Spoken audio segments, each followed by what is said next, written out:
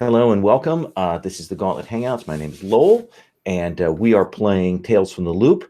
This is the fifth session of our game of this role playing in an 80s it never was. You may hear a slight buzz in the background. I don't know how directional my mic is, but my neighbors, they are doing all of the yard work all at once this morning. So hopefully you're not hearing that. This is part of the Gauntlet Hangouts online gaming community. You can find out more about that at gauntlet-rpg.com. This is the second to last session with our group as kids. And then we're going to move forward into the sequel, the Things from the Flood. We're going to move forward 4 years, and we'll see where our kids are at that point. So you can check that out. Don't forget that the X card is on the table as our safety tool here. One of the things we talked about last time that we wanted to do is at the start of session, look at everybody's relationships to one another and see if you want to change how you relate to the other characters. Like if you think that your relationship to another PC has evolved or changed or transformed, I want to give you the opportunity to talk about that and see where that's going to go. Then there's a couple of things I also want to check in sort of structurally wise about some things. Now, Darren, you're the one who had mentioned that you thought that maybe Buzz was a little bit different in your imaginings now, right? Yeah, I think that's interesting. I think Buzz is like maybe a little less happy-go-lucky these Okay. days, right? Just because of everything that's happened with the woods and then personal life. But like relationships specifically, I think the biggest one that may have changed is my relationship to Nicole, because I think like Nicole has been very like inventive. That's the word I'm looking for. In ways that I probably didn't expect, right? I thought she would just be a boring computer geek and just like hacking things. And she's the one who ran and hid in the boys' bathroom last session. So how do you think that's changed? How has that evolved? Is it admiration? Is it crush? Is it respect? Yeah, I was thinking something like admiration, something like Nicole can teach me something. Nicole can teach me a thing. Oh, okay. Not like academic, right? But something like, oh, there's some like survival tips I could pick up from Nicole. That makes sense. I like that. Yeah. The other ones still feel pretty good to you? I think so. I think I'm going to try and frame some scenes with Justin so we can explore the reliable friendliness on my side. And then I think I am still intimidated by Holly. I don't know if I'll ever not be intimidated by Holly. Fair enough. She's 4 years older than you. Yeah, it's a lot. And are you good with your drive and pride? Just checking in on that. Mm-hmm.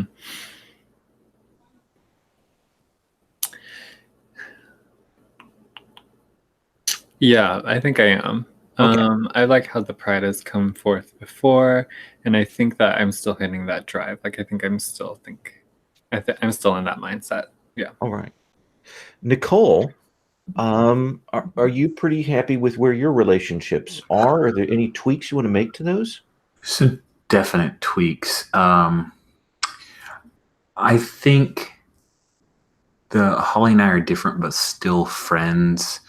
Has evolved to something more along the lines of I don't know how to phrase it, but there's a whole lot around guilt of like I didn't back her up, and so Holly's a better friend than I am. I think is.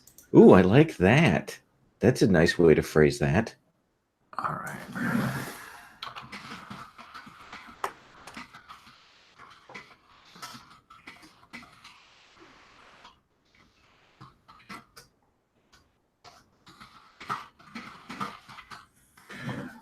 And then, so I think maybe this exists more in my head canon.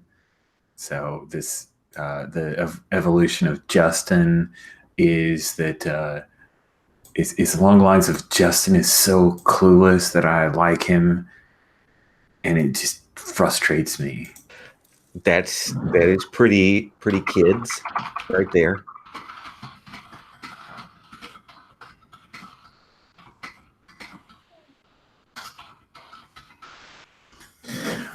I think Darlene's kind of the same. Okay, no, I think that's fair. And I think I still like it's not coming out that way, but I do think that that Nicole's still motivated by feeling a little sorry for Buzz, which is terrible, right? But she's a 12-year-old, so yeah, I don't know how better to put it. Because she's going to go out of her way when she sees other people picking on him, but it's also kind of like it's this little kid, and he's kind of pitiful, even though he's good at some stuff. So, are you happy with your drive and your pride? So I'm good with the drive, although I don't feel like I'm. We saw you get them to the table last time. Yeah, that's true. That's true. We kind of we like hand waved it, but I never. Well, and I'll let you push on that a little bit because we're going to roll into the fall here. So maybe you can talk about how you've pushed that forward. Okay, so I'm good with the drive. Then problem and pride are good. The only thing, as I was looking at the top half, is the anchor. Like that character's never appeared. I'm wondering if maybe should be the dad or the mom. I think the dad has certainly appeared as your. Well, no, both of them have been. Who do you think Nicole identifies with more strongly? That who's the person that she goes to when she has emotional issues? It's definitely her mom. She wants to impress her dad, but she goes to her mom when she has emotional issues. Yeah, I think putting your mom down as your anchor is fair. All right, but do I need to give her a tragic backstory? No. I mean, in this group, it's kind of required, right? Yes. And I don't want to put your mom down as my anchor, but this... Don't you want to put Buzz's mom? True. Yeah, her lasagnas are good too. It's hard. You guys have perfect moms. Darlene, what about you for your relationships? The one thing that I dislike is my thing with Holly is like my uncles disapprove of her, but that doesn't have anything to do with me. So I want to. I think to me, to Darlene, Holly is. Holly's got a lot more going on than she lets us see, I think is more it. Like Darlene knows this, but she doesn't know what to do about it yet. Does that make any sense? So Holly has a lot going on, and I don't know what to do about it. Yeah. Okay.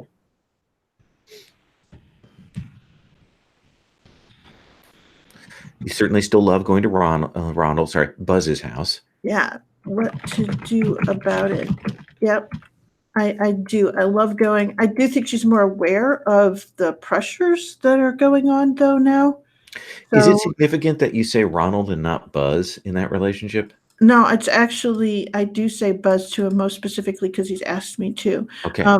It is that was the character name at the beginning. So that was just typed in that way. And Nicole definitively thinks that you're best friends, but yours is a little more questionable. Like you're still a little uncertain about it. Yeah, I think that that it still hurts every time she ignores me. Does that make any sense? Yes, it does. I'm sorry. Just once. Anything with your drive or your pride? I think my drive is still pretty much that that being with them is that sort of time of freedom and not having to watch as closely or be as aware. Okay. And my pride I think works pretty well for me and is really very deep down her thing is that she holds on to that thing about how she's like her dad. Okay. Let's come to Holly. Holly, are you happy with how your relationships are phrased there?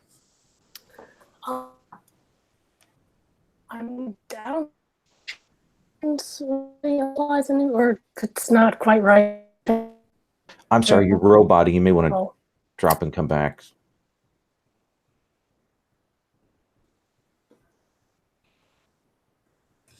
I think you have two parents.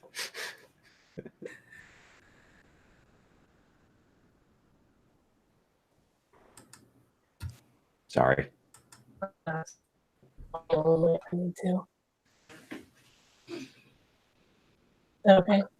So you were saying anything that you think needs to shift? Can you hear me? Yes. Yes. Okay. Justin, I don't think this quite represents our relationship. Justin knows what I'm going through. I just feel like we haven't explored that at all. Do you think you have a Right, different but- relationship to him? I don't know. It's just not that. Maybe it could be.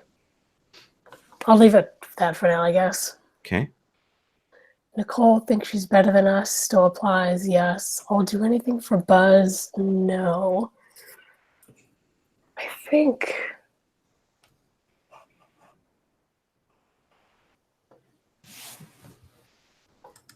Are you jealous of Buzz's family? that's what I was thinking, but I don't know if jealous is quite the right word.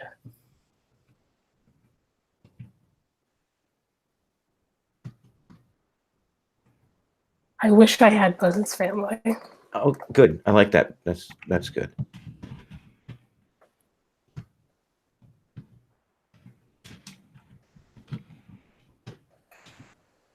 And Darlene knows me from before. That still stands, I think. Okay. Are you good with your drive/pride? I do want to change my drive to my friends and what we do is the only thing not broken in my life. And the pride still stands. Okay. Awesome. Justin, let's look at yours. Let's see. Well, my NPC one is certainly very different now.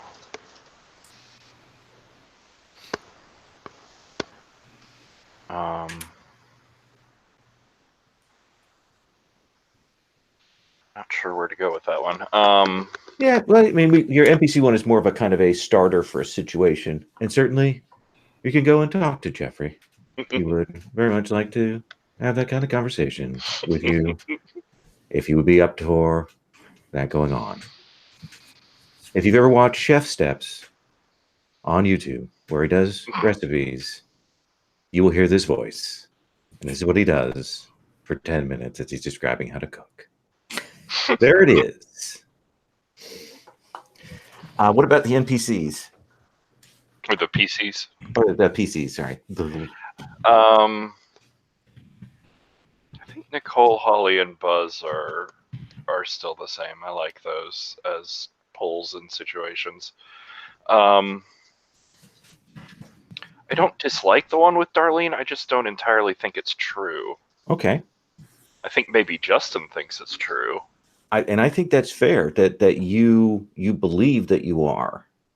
But I think it's more that, like, she's found something that I'm looking for. I like that. Anything with your drive or your pride? No, I need to lean into my drive more at some point. I think that has to do with Darlene too. But I'm happy with my pride. I have a question for you. Mhm. I asked Sherry this question earlier about her problem and how much for her that is a solvable thing, or a thing that is kind of a looming ghost for her character. And certainly for her, she said that it is a thing that's probably she doesn't expect that necessarily that's going to get resolved. Yours is a little more present and involved. What is your sense of that? Would you like us to lean in to maybe provide some answers to that in this first arc, or keep it hanging for the second arc? I want to get what you feel like for your character, what's important on that? So for this first arc, I don't necessarily see like solving all the mysteries of how or why he died. Mm-hmm. But I could definitely see a confrontation with my mom over the casket. And maybe some answers that lead to more questions. Mm-hmm. Okay. All right. But yeah, I think that's the immediate part of it, is the like small and personal. We're having a tension at home because there's this question I can't ask her, sort of thing. All right. So I'm actually going to kind of go in reverse order now, and we're in October. We're in October, within the Midwest, which means the leaves have started to turn. We're in kind of central Ohio, so we'll probably getting the by mid-October we're getting those falling down. It's cold at night. That means that going out and biking around becomes a little more questionable. It gets dark earlier. Also, apples everywhere. All of the various U-pick stands for fruit and things like that are all in full force. And when your family goes out to those, or somebody's family takes you, or whatever, they are magnificent. Straight off the tree. And then everybody has those very plain jugs of apple cider and all of that available everywhere. Pumpkins, gourds, all of that kind of thing as decorations. And of course, by mid-October, everyone's starting to put up the Halloween decorations. It is the late 80s, so there's no sophisticated DIY Etsy-made decorations. These are all paper skeletons and spiders and things like that, and maybe a spooky light or something like that. But it also is, for you kids, an important decision point, because you're at the age, with the exception of Buzz, where now you got to decide: do you go trick-or-treating? Do you get a costume? Do you make a costume? How do you do that? What do you do? It's an important event in your busy social calendar, as it were. So what I want to do is I actually want to start with you, Justin. And let's frame up a scene with you and Holly there. Just here in this, you've wanted to maybe get closer to Holly. You've maybe wanted to interact with her more. Let's say that you got the courage up to maybe try and be somewhere where she's at. Of course, you wouldn't set something up, but you want to be someplace where she's also at, right? Yeah. What would that be? Not sure. Where does Holly just hang out? The what side of the school? Back of the school? Whichever that was. There'd be other people around though, so if alone, just leaving to go home. Or does Holly get detention? Or does she do after school things? Does she take study hall? Ooh.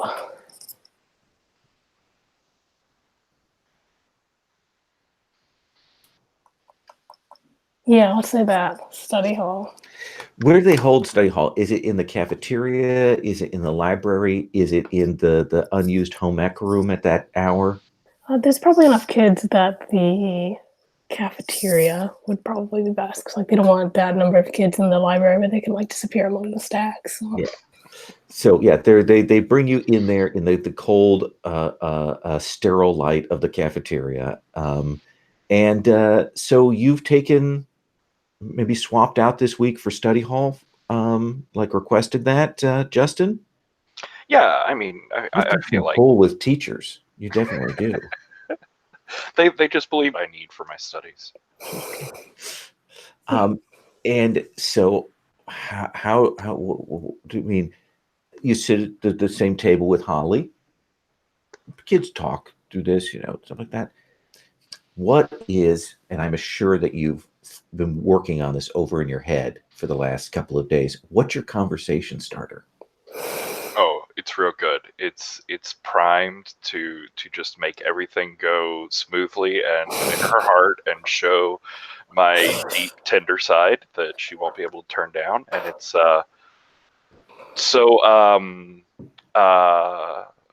Halloween's coming up soon. Huh? Oh no! Oh no! Disaster! Like that's pretty fun, right? I guess. Are you gonna be something? Oh, wait.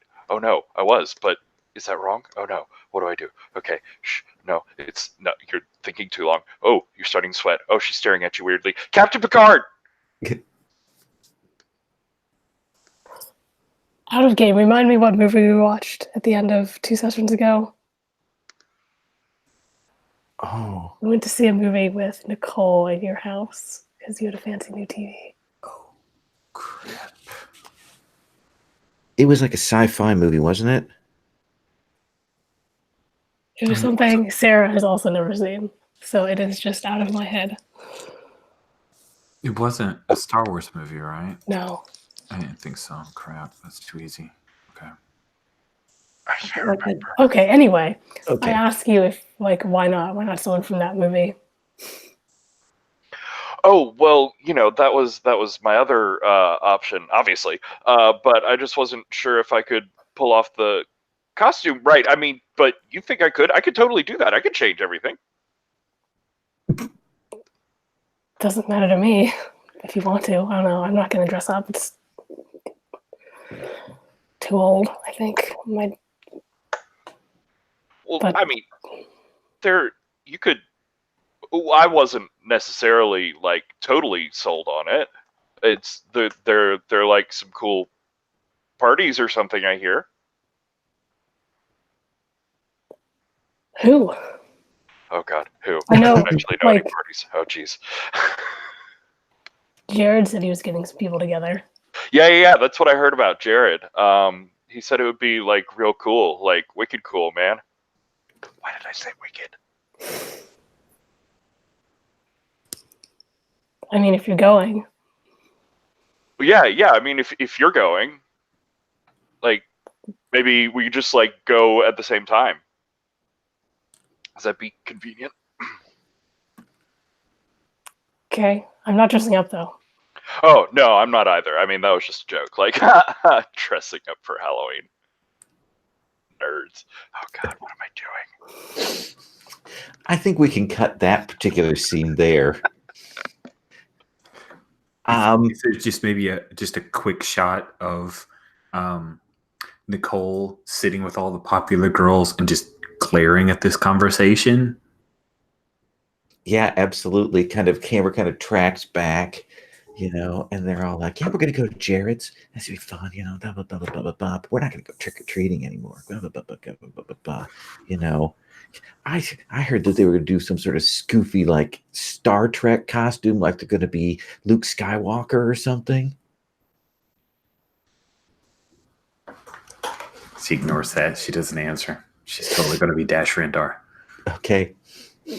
If we had an interconflict move, you would have had to roll that right there, by the way, bud. Mm-hmm, mm-hmm. It's a good thing it doesn't exist. Yep. Holly, you're in one of your classes, and let's say home ec, because we've established that you had to take that. But we are in October, but whatever. And you will see one of the social studies teachers comes in and goes over and talks to your teacher, and then your teacher points to you. And Mrs. McIntyre comes over and says, "Miss Miller?" What? I didn't do anything. No, no. Could I maybe talk with you in the hall? Everyone's staring. All eyes in the room are like, "Ooh, what's going on?" Just like grab my stuff because I assume I'm not coming back. And she does look at you do that, but she doesn't stop you. And she has you come out into the hall, and she says, "So I understand next year you're going over to Clay High." Mm-hmm. So I'm transferring over there to teach, but I'm also going to be taking over coaching the girls basketball team.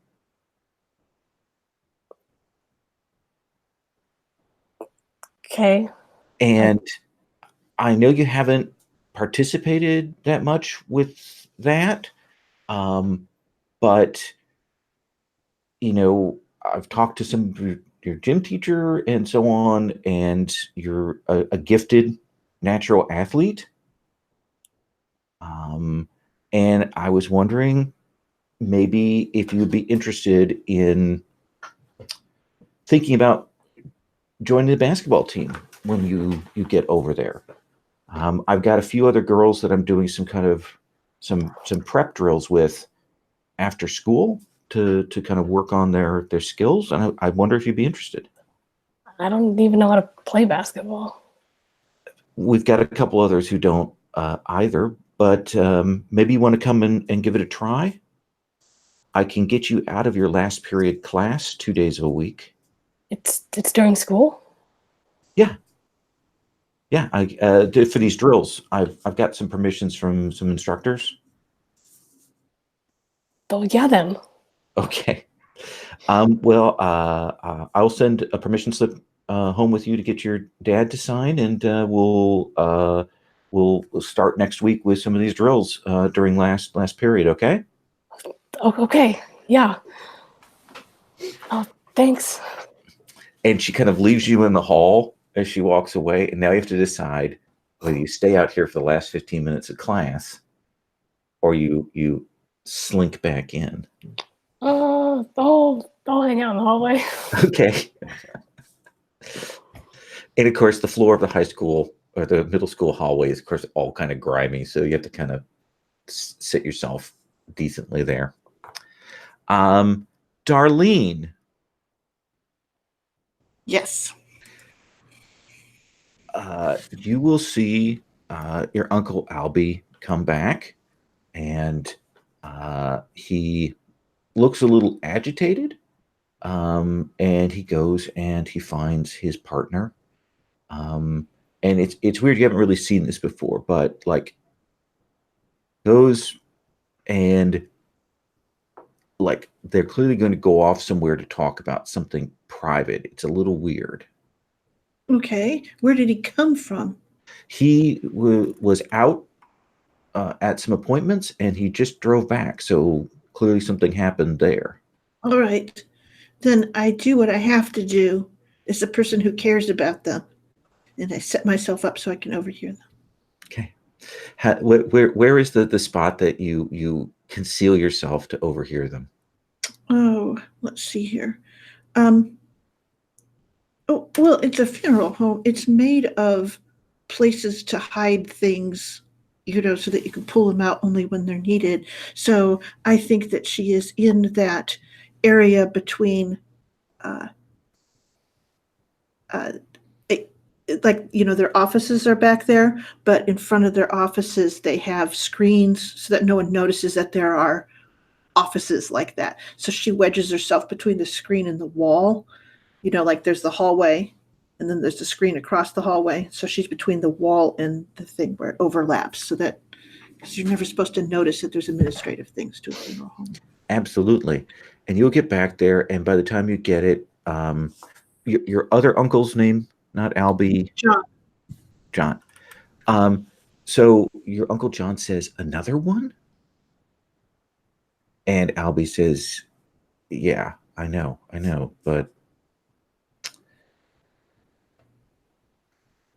they're offering us more than they did last time for that, and more than they paid us for the Thomas job. He's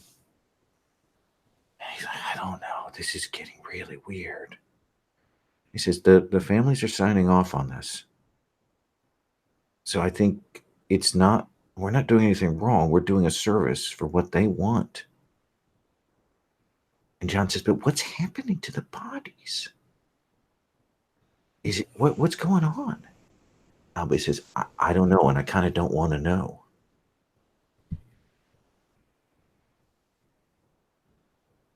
John says, well, it bought us that vacation last year.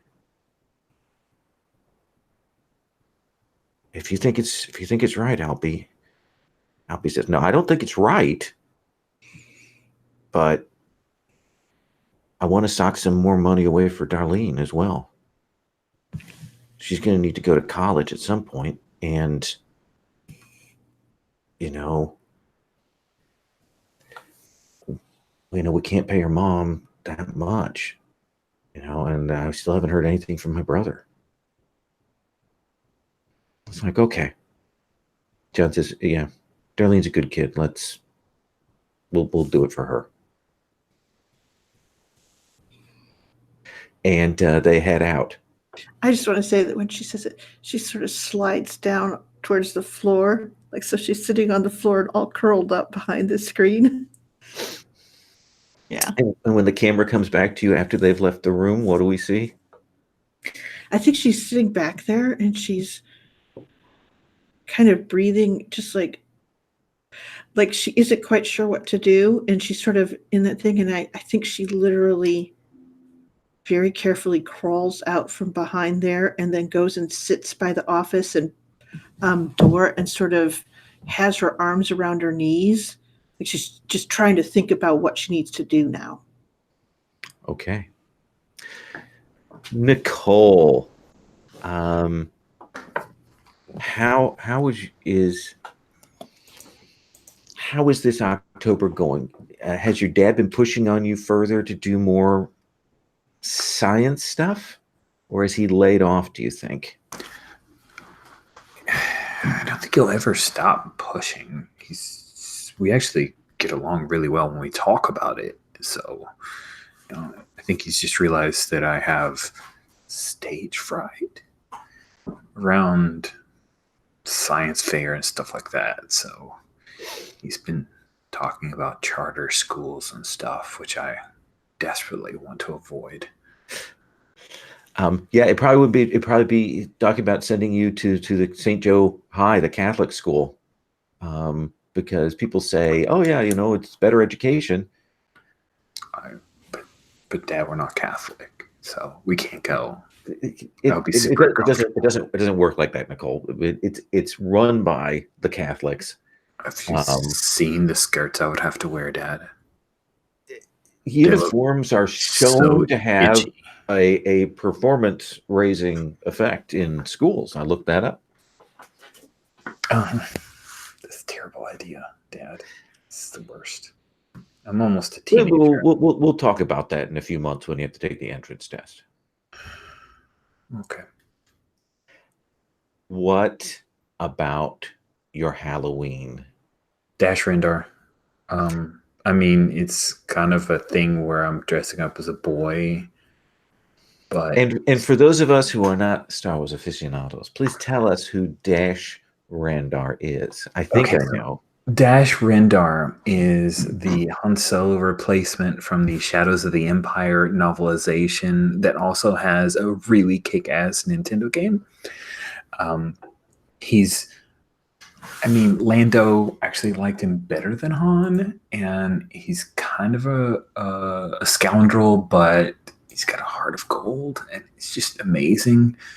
He has these cool, shoulder plate things that I think I can make out of like a life vest if I just cut and stitch it. Mom and I have been drawing out some stuff. She's got Oh yeah, your mom is on this.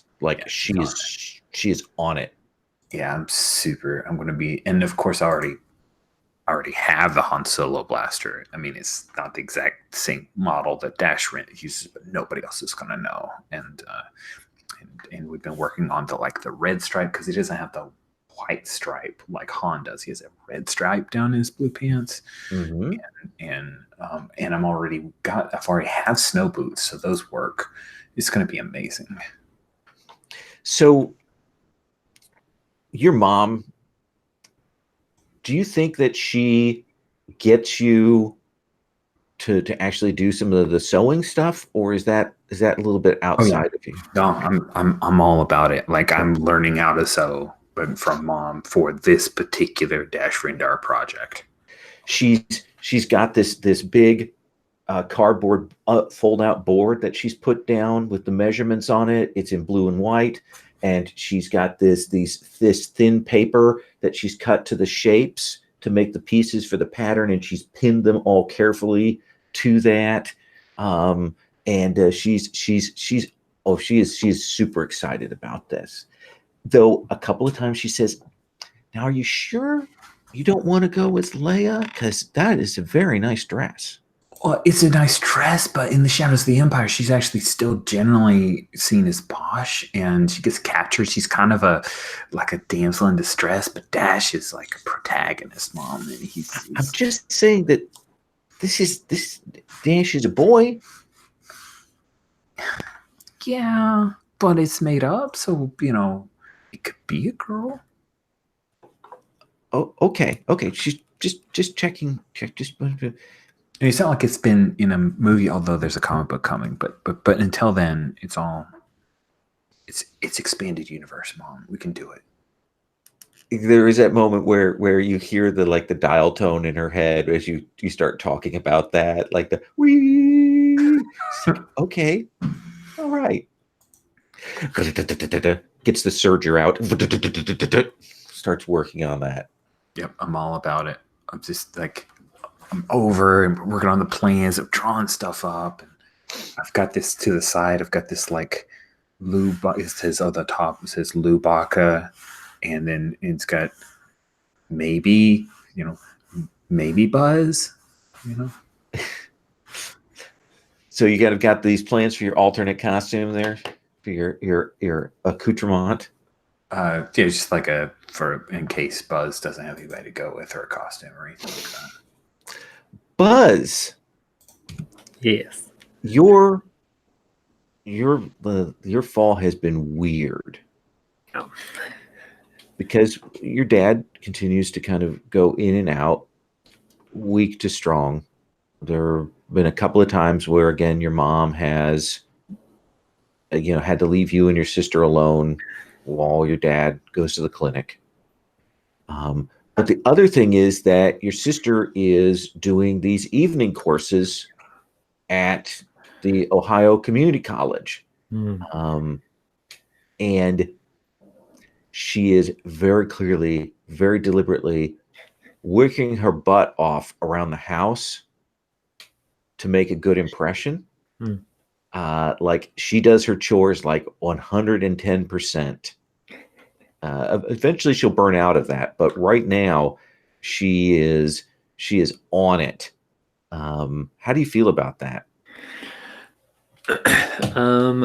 It's really annoying because I know she's just showing off for Mom, and of course she can do it better. She's 18. It's just really hard for me to do stuff, and there's I want to just go and hang out in the woods. And so your mom is kind of checks in on you, and she's like, "I noticed that you didn't get all the eggs this morning." Yeah, well, I thought Patty would get them. But you're the one who collects the eggs. Well, I don't know, Mom. Patty's just been doing everything right. She's doing everything right. She's going to college. It's going to be great, right? And she's going to leave for Indiana so she can get the eggs. Young man, you have been given a chore and you will do it. And then she says, "I need you to sit down at the table here." Okay, whatever. And she sits you down and she says,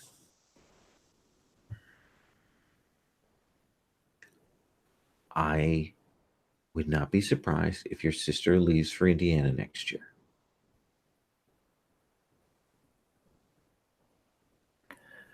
And when that happens, we're going to rely on you more. We're going to have to. And she pauses while the airplane passes over.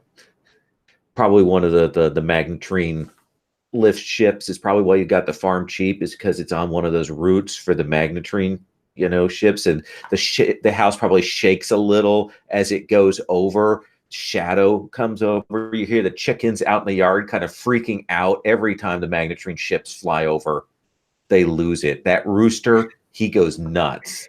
He wants to kill that thing. And your mom kind of gets that frustration that you get when she wants to say something important, but she's interrupted. She goes, next year, you're going to be the man of the house when your dad is not feeling well. Yeah, he's just sick. He's gonna get better. Yes, absolutely. He is going to get better. But, there's times when he, tired or he's busy or doing other things. I'm going to need you to step up. Okay, fine. I'll pick up all the eggs. And you see her pause, like she's about to do that thing where she says, that's not what I meant entirely. But she says, I got strawberry quick. So if you want to make yourself some strawberry quick, the milk is in the fridge. Can I use double the amount? Yes, you may use double the amount. Yes.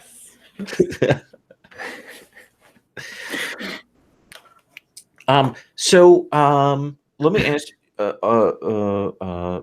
I like maybe to set something up and then give you a chance if you want to look into that, or you want to do home scenes, or we want to do paired up scenes. It's entirely up to you. You guys cool with that? Okay. So it has been a weird last couple of weeks here in Wayward. Because essentially the thing that is going around the school that people are talking about is that things are going missing. That people have had break-ins to their house. No signs of exactly who broke in or what, but things have been stolen, like Walkmans, like VCRs, really old, like Commodore 64 computers and things like that. Like, there has been this weird rash of little single item thefts from a lot of places around in the school. Like, a lot of kids are talking about that.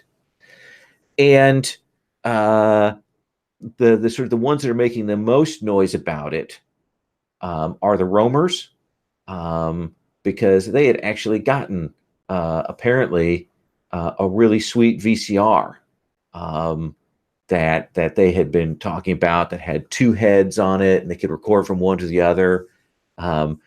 Justin, you knew, was actually a step down from the one you got. I mean, it's fine, I guess, if you're not really looking for that sort of high definition experience, but whatever. But they'd gotten that, and apparently that was stolen from their house. And the roamer quints are a little annoyed about that and kind of making noise around about that. So that's probably how the rumors are getting around school. So I would like to maybe bring the group together, but I need to ask you, Nicole, what did you lose? What went missing from your house?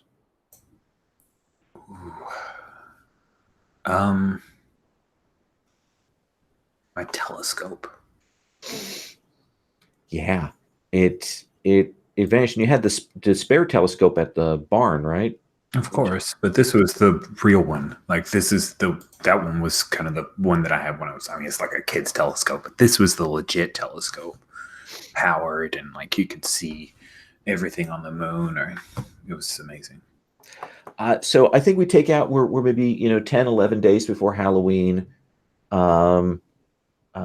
Let's say a weekday, but people have kind of a fairly clear schedule. So we have you five at the barn to talk about costumes, to talk about Halloween, to talk about Jared's party, to maybe talk about these thefts, all of that kind of thing. And Darlene, have you said anything to Justin yet? I think she would have called him, like picked up the, since she just called him and went, Justin, there's going to be another funeral like your dad's. As soon as I know whose, I'll tell you. What do you mean like his?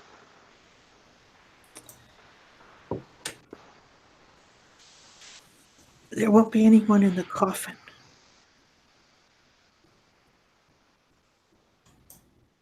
Can I see? I mean, I don't know. It's not here. Nothing's going to come here. There's just going to be a coffin. Yeah, but I mean, like, maybe there's some clue in the coffin, or maybe there's something, that we missed before.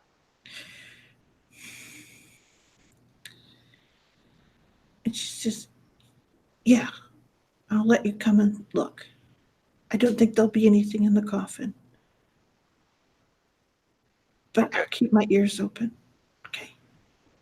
Yeah. Thanks. Do you have a suit? A what? A suit. Maybe, I mean, yeah, I have a suit. Okay. You have the And one she's- from your dad's funeral, but Yeah, you've that's- grown since then. Well, he's probably not accounting for that. She goes, okay. On the day of the funeral, you'll come towards the end of the viewing, and then we'll just hide you. Oh, okay. Yeah. Oh, like a spy mission. Okay, I could do that. Mm-hmm. Okay. See you then. All right. So that's already in the offing. So Cool. And so the five of you are in the barn. There, what snack has your mom provided for the gang today? See, one time we had Fritos. It's Halloween. Peeps? Yeah, absolutely. She's gotten bulk knockoff Peeps and bulk knockoff circus peanuts, the big orange fluffy ones. my And favorite. she's got these are the ones that actually were sort of malformed, that she got in the big bags from the candy place.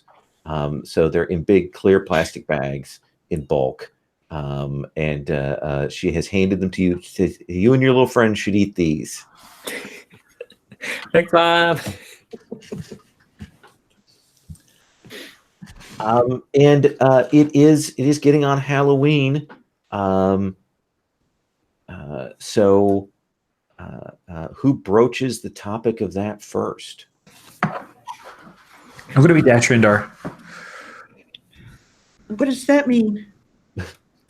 It's a character from Shadows of the Empire. It's a Star Wars character. It's amazing. He's so cool. And I'm going to be him because Mom and I have been working on it for a while. And it's going to be amazing. It's like the best costume I've ever had. I'm kind of making it. Like Mom and I are sewing some of the stuff. We got a like a life jacket vest because he's got these cool shoulder pads that are like, oh, what did she call it? Like it's got lines in the thing, and we sew the thing, and anyway, it's going great. What are you guys going as? A ghost. My mom wants me to go as a farmer. That's kind of recursive. What? That sounds awesome. I You mean, want to go as a farmer? Yeah, If you come that- over to my house, you can go as a ghost. that might My be cool. mom's gonna do the makeup, and then you get to wear we just put curtains over, but it looks really good because they're sheer, so they can see the makeup through it. It looks spooky. Yeah, that sounds good. I have to carry around a pitchfork all night if I go as a farmer. Happy. That sounds terrible. You should not do that. Although, if you're attacked, then pitchfork. Well, it's just Halloween night. There's no danger. Why would I be attacked? That's true. There's probably just razor blades in the apples. What? what? Why are you eating apples on Halloween? Caramel apples. Hello. Oh, okay. Bobbing for apples. There's a lot of apples. You only do that at parties, though. Well, you guys are going to a party, right? Yeah, we are. Cool. Yeah. Which Yep. you're going to? Wait, you guys are going to a party? She points between the two of you. Well, Not, I like, mean, together. we both got invited. We're just, going to the same party. And I'm not dressing up. Well, What? no, it's like there's going to be some high school students there, and so we're thinking like maybe they weren't going to dress up. So I was thinking about, but I think I'm not gonna dress up this year. Wait, Well, why don't high schoolers dress up? Because they're lame. Yeah, I thought everyone dressed up for Halloween. Well, I mean, I'm gonna be it's in high like school next year. Okay, so I thought everyone trick or treated for Halloween. You're going to a party? Oh, well, they'll probably have like candy there. It's like free candy that you don't even have to work or walk around for, right? no, it's candy corn in a dish kind of candy. The worst. The worst. I want my candy individually wrapped.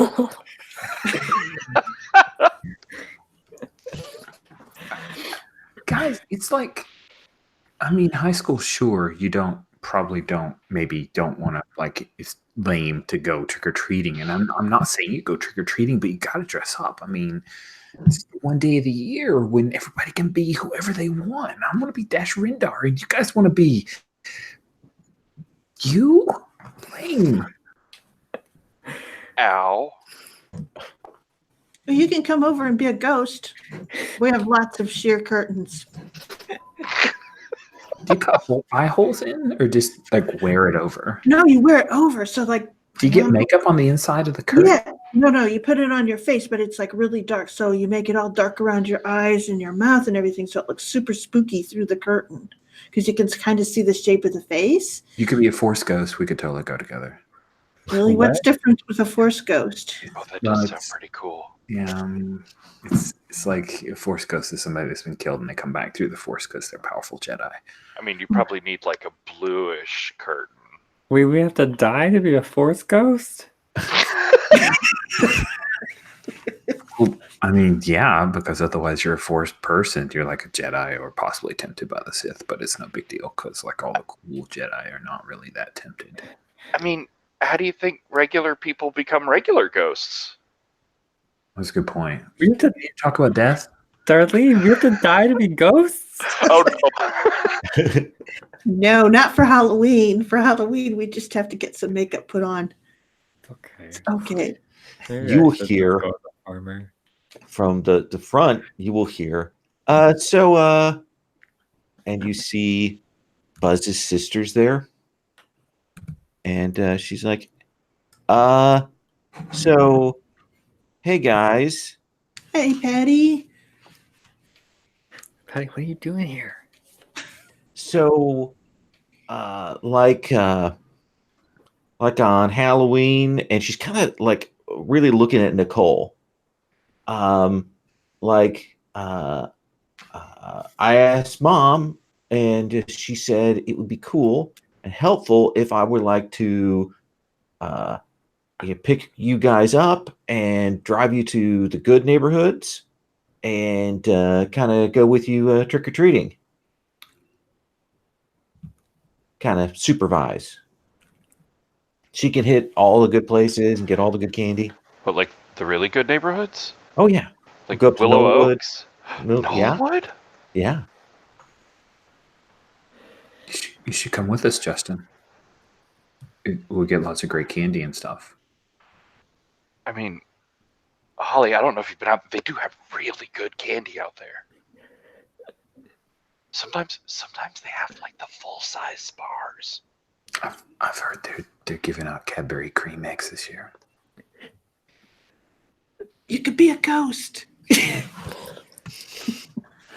I already said I'm not going, so I'm not going. Okay, just stop it. I'm not dressing up either. No, we get it, Holly. We get it. I was asking Justin.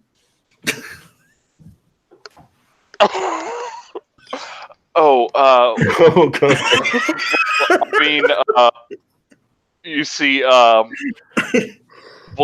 I mean, if we're going to the, I can't get to the party early, No, you can't go to so both, so you should come with us. well, but like I already said, I was going to the. You show up late. That's what fashionable people do. But I don't have a But Buzz doesn't ride have if I'm not like, go. You have a ride. You just got a ride from Patty. She's the coolest. Thanks, Daddy. I'm not gonna show up at the party carpooling with Patty. She's really pretty and way older. Why would you not want that? Maybe we'll all go to the stupid party with you. When you put it like that, it's hard to come up with reasons. Justin, we've always gone trick or treating together in the past. I won't be the same without you. Oh, well, I mean, I can't. Buzz. I mean, Holly, of course, doesn't care about Buzz, but we do. We're Buzz's friend. Holly cares about Buzz. Don't be stupid. Yeah, come with us, and then we can just drop you off or whatever. Oh yeah, I Right, care about Buzz. Yeah. All right. Well, so yeah, we'll figure that out. We'll get all the timing, and she will head back to the house. We're in. We're in. Patty, we're all coming.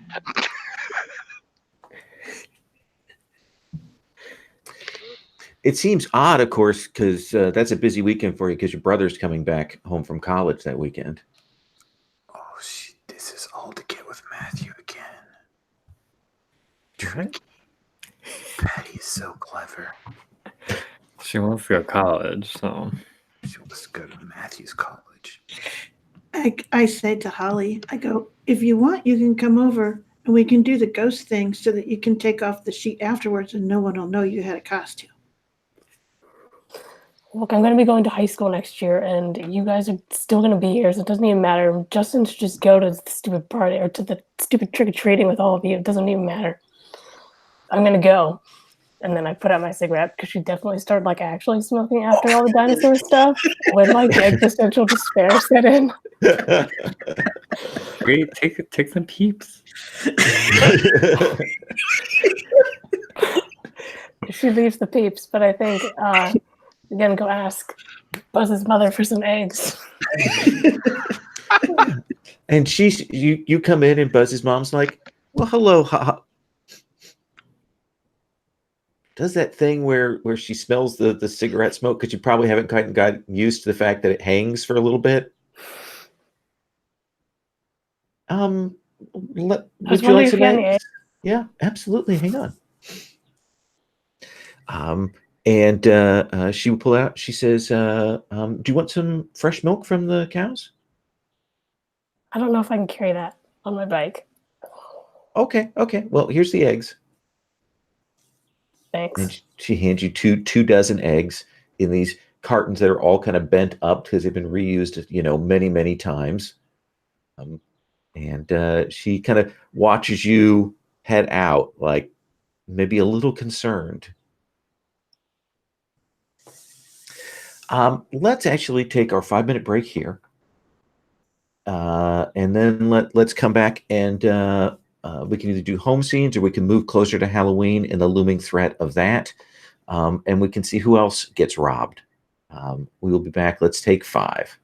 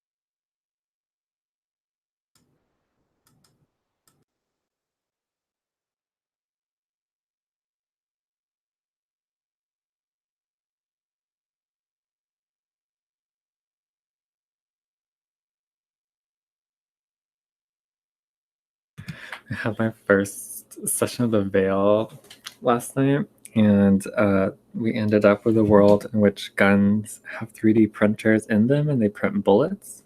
And the way you get bullets is through like your credit score and like subscriptions. It got real wild. Luckily, there's no guns in the story yet. That's great. Yeah, it was very funny. I think Fraser was just like, "What are guns like?" And then I was like, they're 3D printed, I'm sure." He's like, "Yeah, maybe."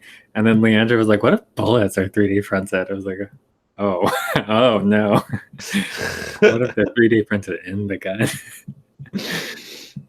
Oh, that's wonderful. Mm-hmm.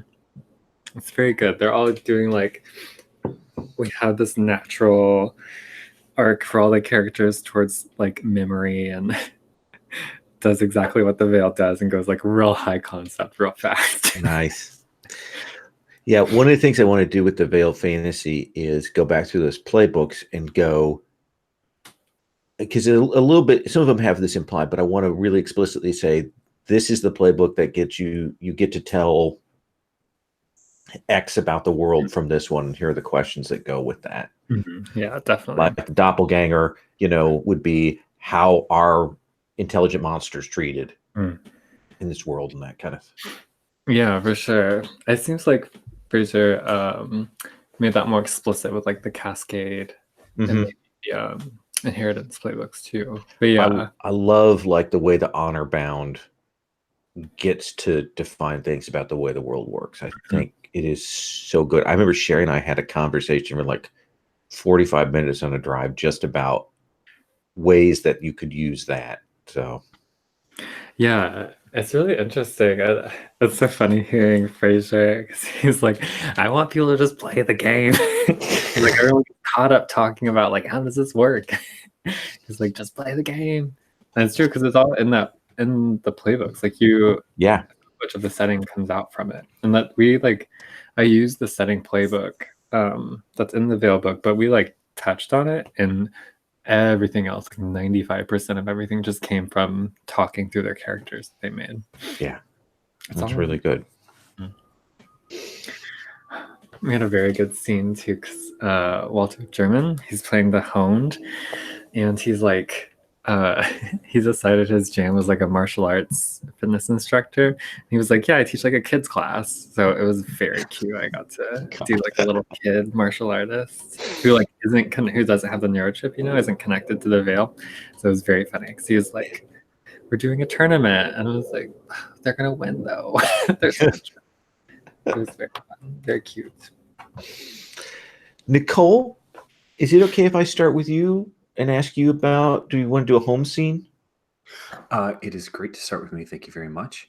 Because I know you have to leave here soon. No, I do, and I'm so sorry. Like, do you want to do a home scene? Do you want to do a scene with another character? What would you like? Character, I'm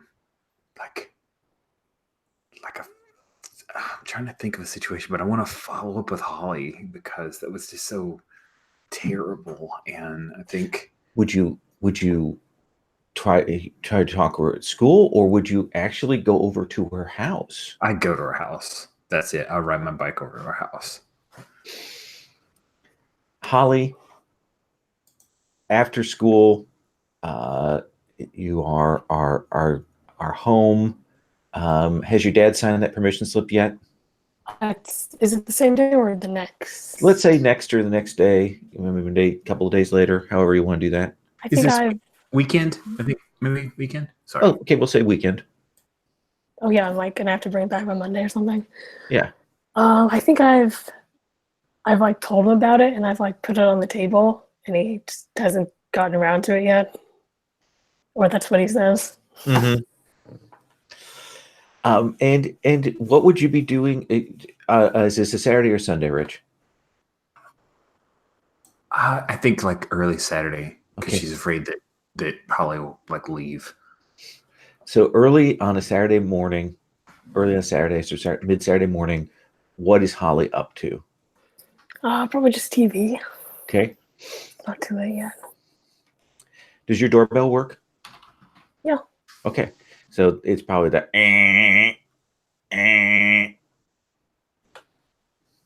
Yeah, Holly's still in her pajamas when she answers. Oh, cool. What, like, are they licensed pajamas? Or like, what are her? Just kind of curious because she'd try to make a conversation around that if it were. Oh, it's probably like some awful floral print. Okay, then she's not going to make conversation about that. It's like a summer in Ohio flower guide kind of thing. I think she's got her like those gray puffy snow boots on, and like a jeans jacket, and jeans because it's cold, and maybe like a some kind of like head woolen like hairband thing type deal. Yeah. Hey, What do you want? There's something going on? Is there another? What do you want? I just I was thinking maybe you would want to watch cartoons this morning, and you could ride my bike. Well, you got your own bike, but you could. No thanks. Mom's cooking Chef Boyardee pizzas. You could have one. She said she would make one especially for you.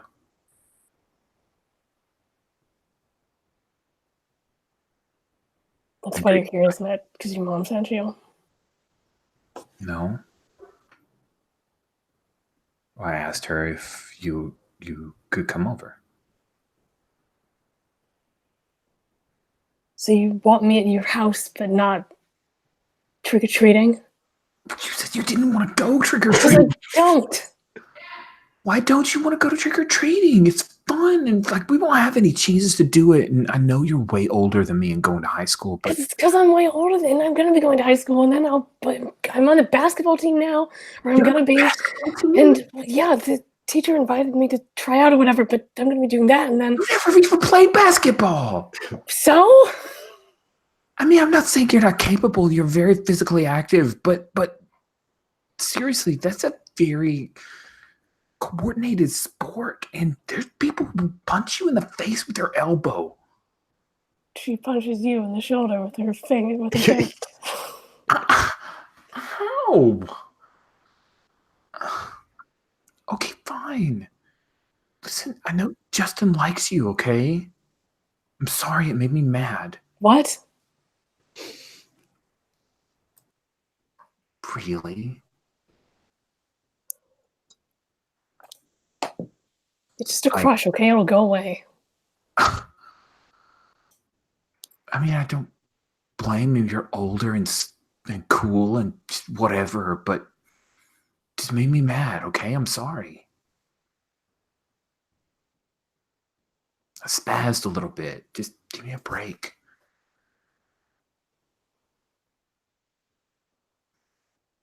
So that's like what? 3 times now? 4? I don't keep count. I guess you do.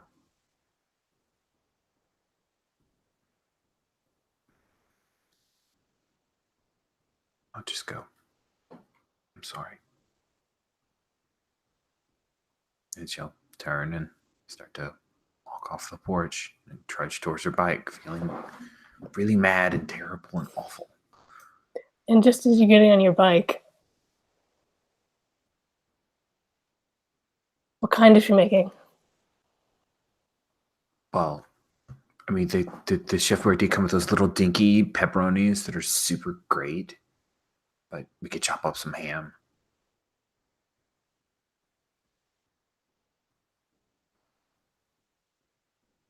I could probably be there like 7. I miss all the cartoons. Does it work for you or not? I could record Glow. Do you like Glow, right? I don't know if that is either. 7 o'clock works. That's great. I'm still not going trick or treating. It's not because of what you said. Okay, it's your loss. Fine. You'll never get it back. You never get another shot. Once you stop, you can't come back. It's like no takebacks. It's over. Finito. Like the whole thing. Just did a quote or something? Whatever. I'll see you at 7. Okay.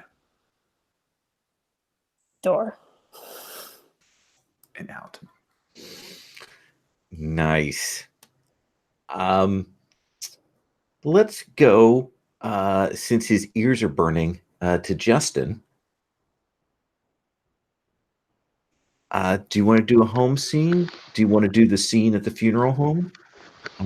What would you like? I want to get my volume slider back in a rational area. Okay. Oh, you're so loud.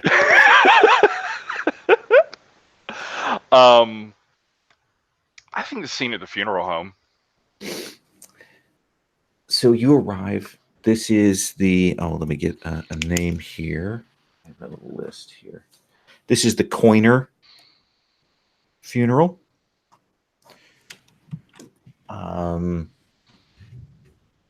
You know that they have a college-age daughter.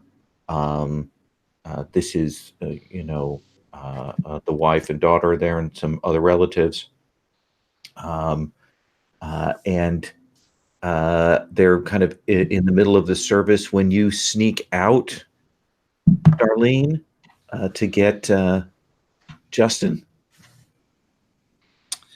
All right. Justin, how do you look?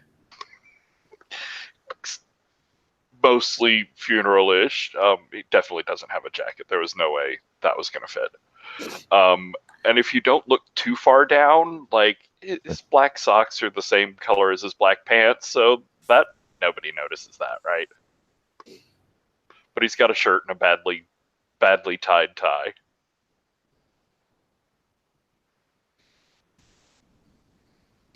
Yeah, I think Darlene comes out and she gives you a look, and she gives you this sort of look of approval, and she goes, "There's just one thing that I want to make clear.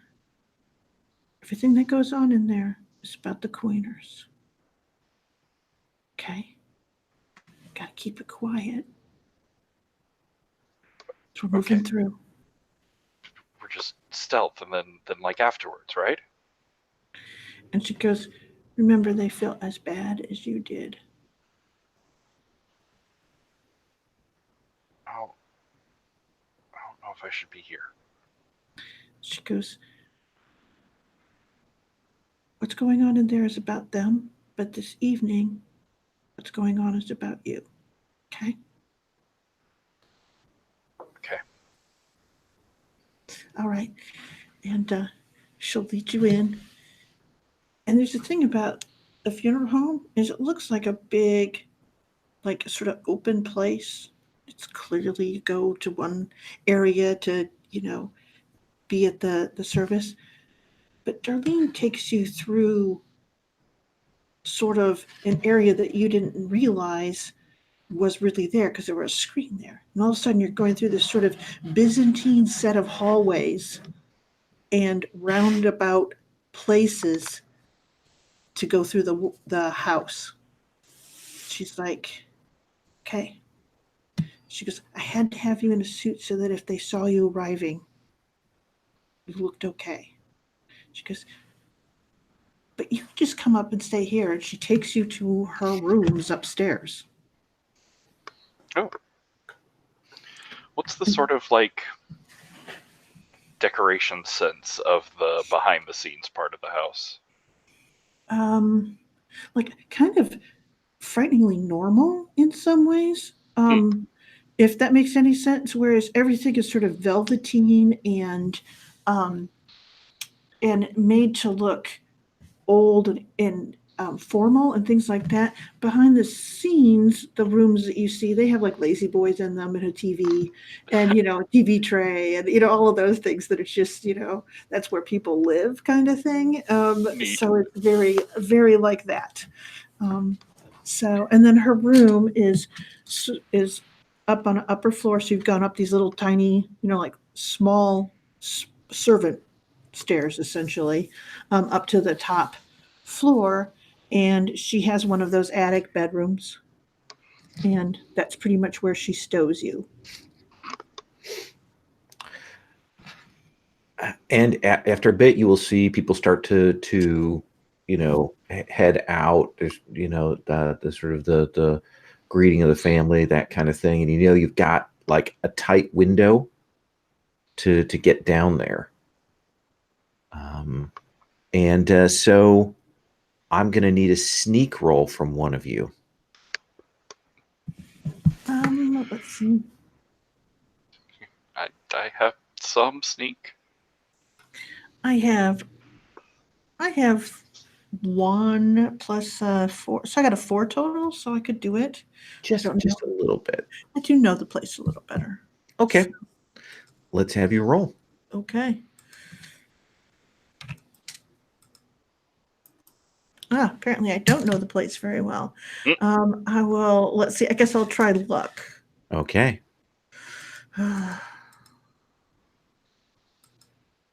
There we go. Phew. Almost made a terrible misstep. So, yeah, you will get down into there, and there's that time where everybody's out front, saying My uncles are greeting and all that. And you need to get up. You notice they've got, this time, the casket actually has the lock bolt on it, where they do the screws in it. You're going to have to get the tool out to open it up. My God. Okay. So she sort of stops and goes, okay, it's locked. You stay right here. And I think she disappears as quickly as possible into the office to get that. And I think, oh, wow. I think Jeremy's having a moment there in the empty chapel and probably the same sort of flower arrangements, and there's a coffin right there, and now he's all alone, and this is all pretty fucked. You hear somebody at the door, not the door that she went out, but the door to come back in here. Patrick, do you hide, Justin, or do you try and stand out obtrusively? So I think he's sitting on the front row of chairs, and he just he wipes his eyes and sort of turns around guiltily to see who's at the door. You see this guy step in and kind of look around, and you recognize him. Because he's the guy who was in that car with your mom the other night. Several months ago, when you saw her out there. You see, he kind of looks around, and he kind of turns to look at you. I whip my face away the other way, and I'm sort of staring at him sideways with my eyes, sort of thing. And he goes, he was going to do something in here, but he's like, they're finishing up. Oh, yeah, I was just waiting for someone. Let's have you make a sneak roll. Or if you have a social skill you think is appropriate, like charm or something like that. They're about the same. So they are the same. So I'll go with, trying to fail horribly at charm rather than sneak. Okay.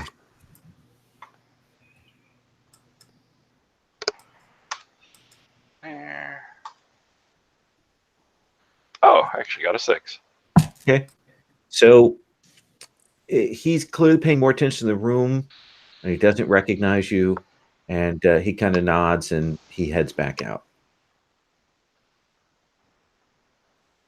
And Darlene pops back with this little tool to unscrew the bolts. She holds it up. She goes, still want to look?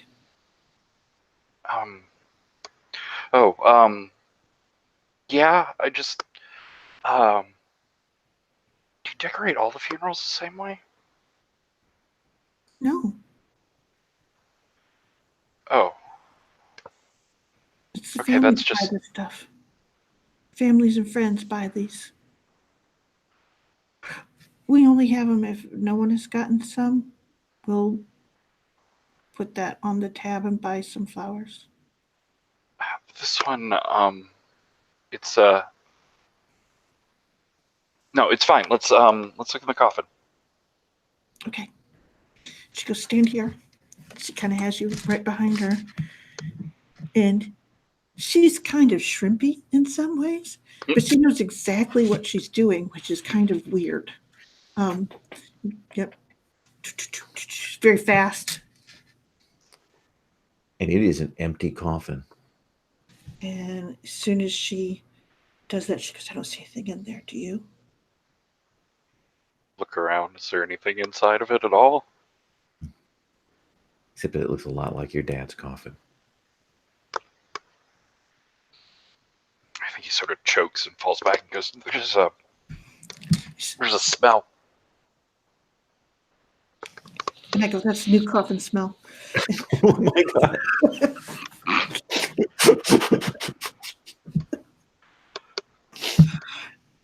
And I think she puts those on really quick. And she's like, I'll be right back. And gets that tool back there. And On again. you guys can kind of go to the front windows, and Patrick, you will see that guy talks with the widow for a couple minutes, and everybody piles into the cars to go, as they take the coffin out to go to the cemetery. And you'll see that guy. He gets in his car last and doesn't drive to follow the procession. Darlene, do you know who that guy is? No. Well, actually, do I know who he is, Lil? Can I roll contacts? You can roll contact. Okay. So that's with heart. So that's 6 dice. Okay. I'm just going to clear these. It's just easier.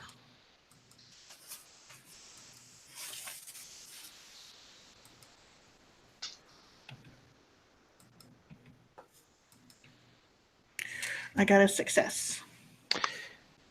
You don't know exactly who he is, like what he does, but you've seen him before. You know that he works for Crown for the Loop, and you know that his name is Blacklaw. Did you say Blacklaw? Blacklaw. You don't know what his first name is. And what's Crown? Crown is the company that owns and runs the Loop. Oh, okay. Hey. She goes, that's Mr. Blacklaw from Crown. I don't know anything else about him. Huh. I've seen him around a couple places. I think maybe he was trying to sneak back into the funeral too. Hmm. And she goes, I'll keep an eye out for the paperwork. And she goes, actually, now's a good time because her uncles have left. So to take the thing. So she goes, let's go check in the office and see what we can find. Yeah. Do you think we should call the police? I mean, what if he's trying to break in or do something bad? We should absolutely not call the police.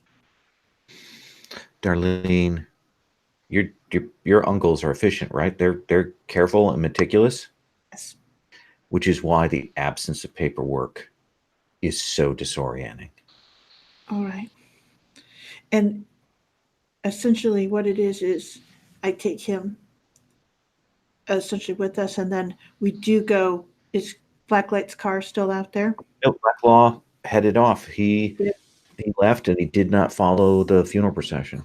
Okay. She's like, well, do you want a sandwich? No, I'm good. She goes, we can look into this, Mr. Blacklaw. I've only seen him at your dad's funeral that I remember, but I'll think about it, see if I can recall anything else, because he is familiar to me. Darlene, can I ask you something? Sure. How did you know about this? How did you know this funeral was going to be weird? Because I heard my uncle say that it was going to be another empty casket.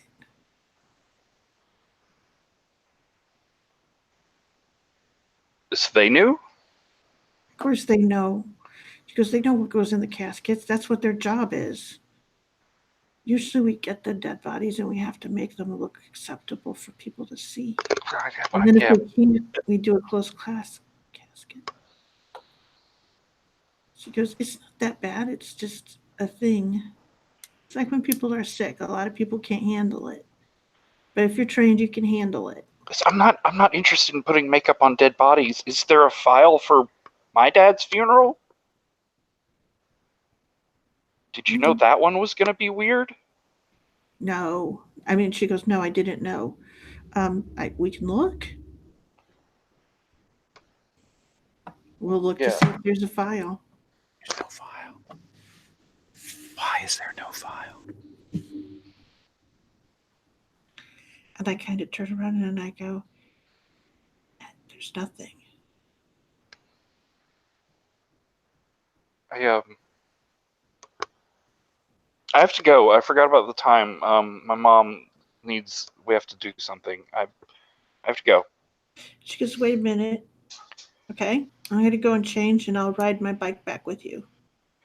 No, it's fine. You just don't worry about it. He'll like turn and run out. Okay, and I think she'll run after you.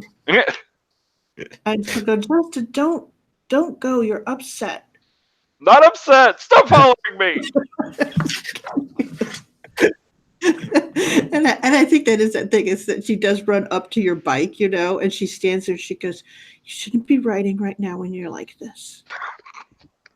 She goes, I know this. You never let people drive or ride their bike when they're upset. If I walk, can I just go? No. You come inside. We have cookies. I don't want cookies. No, you don't. But cookies are a ritual. Come on. If I have a cookie, will you let me leave? Yes. Okay. Justin, does one cookie lead to another? Or do you usually? Yeah, okay. They're cookies. The thing is that Darlene has watched her uncles, and she weirdly knows how to handle this. I think that'll probably occur to you when she does let you back, is that she's had to do this for other kids. I'm going to cut from you. Buzz, do you have something you want, or I have something for you? Yeah, what's your thing? So your dad, having a fairly good day, comes out. You heard a phone call, and he was talking with somebody for a while, and then he comes out, and it's on a Saturday, and he looks at me, hey, Buzz. Hey, what's up, Dad? Why don't you come with me? We're going to the Lengsgard place. Okay. What's going on there? I don't know exactly. Anders wasn't particularly clear. Oh, a mystery. I think so. But anyway, you come with me, okay? And in that bottom drawer down there, why don't you grab out? I think your mom's got a bag of payday bars in there. Why don't you grab us a couple of those? Can we have 2 each? Yeah. Saturday. Your mom's not home. We get all the payday we want. Yeah, I'll grab them.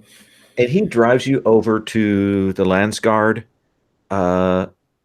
their old Norwegian family. That here they have a much bigger farm than you do, but they do. Your dad knows them, and your dad sometimes kind of subcontracts stuff from them. They've got a nicer house, nicer cars, that kind of thing. But they will drive on up, and you see Anders is there, old, that kind of lines and wrinkles on his face. He's been out in the sun forever. He comes over and he goes, "Oh my God, is this little Ronald?" That's Buzz now. Oh, sorry, Buzz. Yeah, here. Holds his hand out to give you a shake. Yeah, I'll shake his hand. Oh yeah, he gives you the full grip, and he's like, "So, you gonna play football?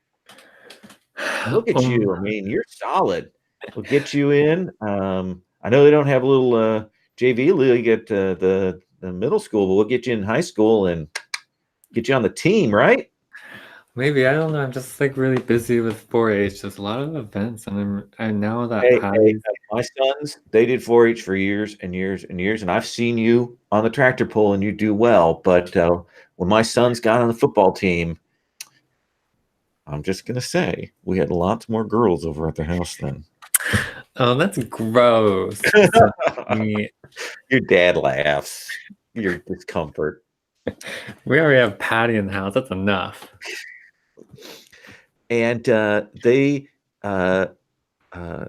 Anders goes over, and he's got a magnetrine sledge, like a hover sledge for hauling things. And he says, "Why don't you guys get on up here?" Okay. The magnetrine sledge is big. It's a floating hover thing with a big cargo thing at the back. It hovers up to 12 feet off the ground, but usually goes in a ground effect of like 2 or 3 feet, and it's got that sort of bluish light that's underneath it. What does it feel like when you're riding on one of these? Is there any sensation, any vibration, anything like that? Yeah, it's probably like very smooth, but I think maybe there's like a maybe it's just like a headache, something slight, some little like pressure behind the eyes. Yeah, if you have fillings, you're probably feeling it in your fillings too. And he will drive you out into the fields out there. And I want to get this name right here if I can. Where's my little page with that?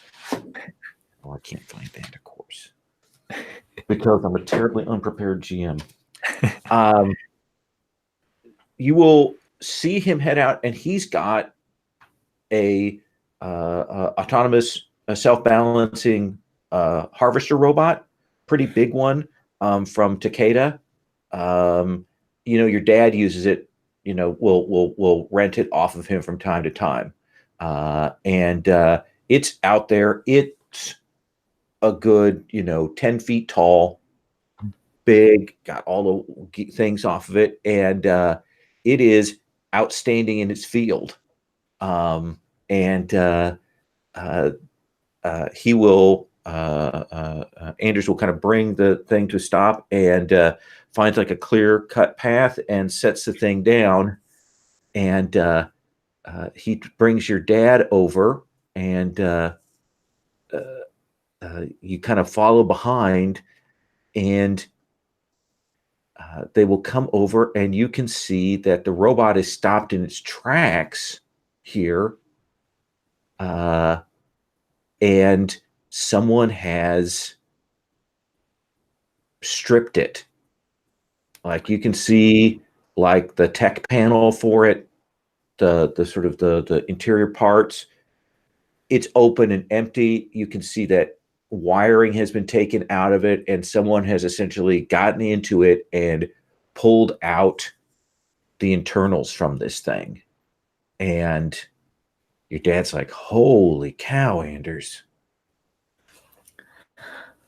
Whoa. Hey, can I climb up inside of it? And your dad says, don't worry, Buzz is really good with these things. He'll be careful, okay?" And he's like, "Okay, just he says, "Here, hang on." And he gets you a pair of gloves, like farm gloves. He wants you to put them on. He goes, because we're gonna have the police out to look for fingerprints and stuff. But yeah, you climb on up in there, Okay. and absolutely you can climb up into this thing. Do you want to make a tinker roll? Oh, yeah. I like that much better than investigate. Yeah, I think this is appropriate. 5 dice. 6. I'm gonna use silver.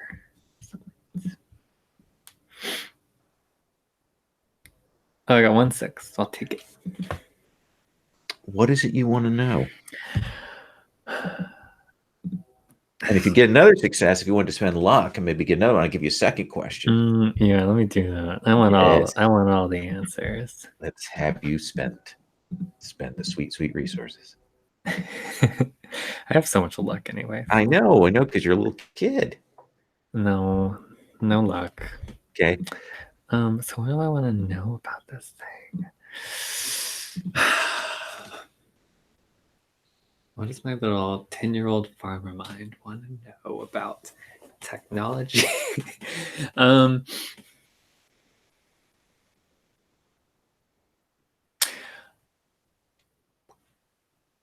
man, I think I want to know.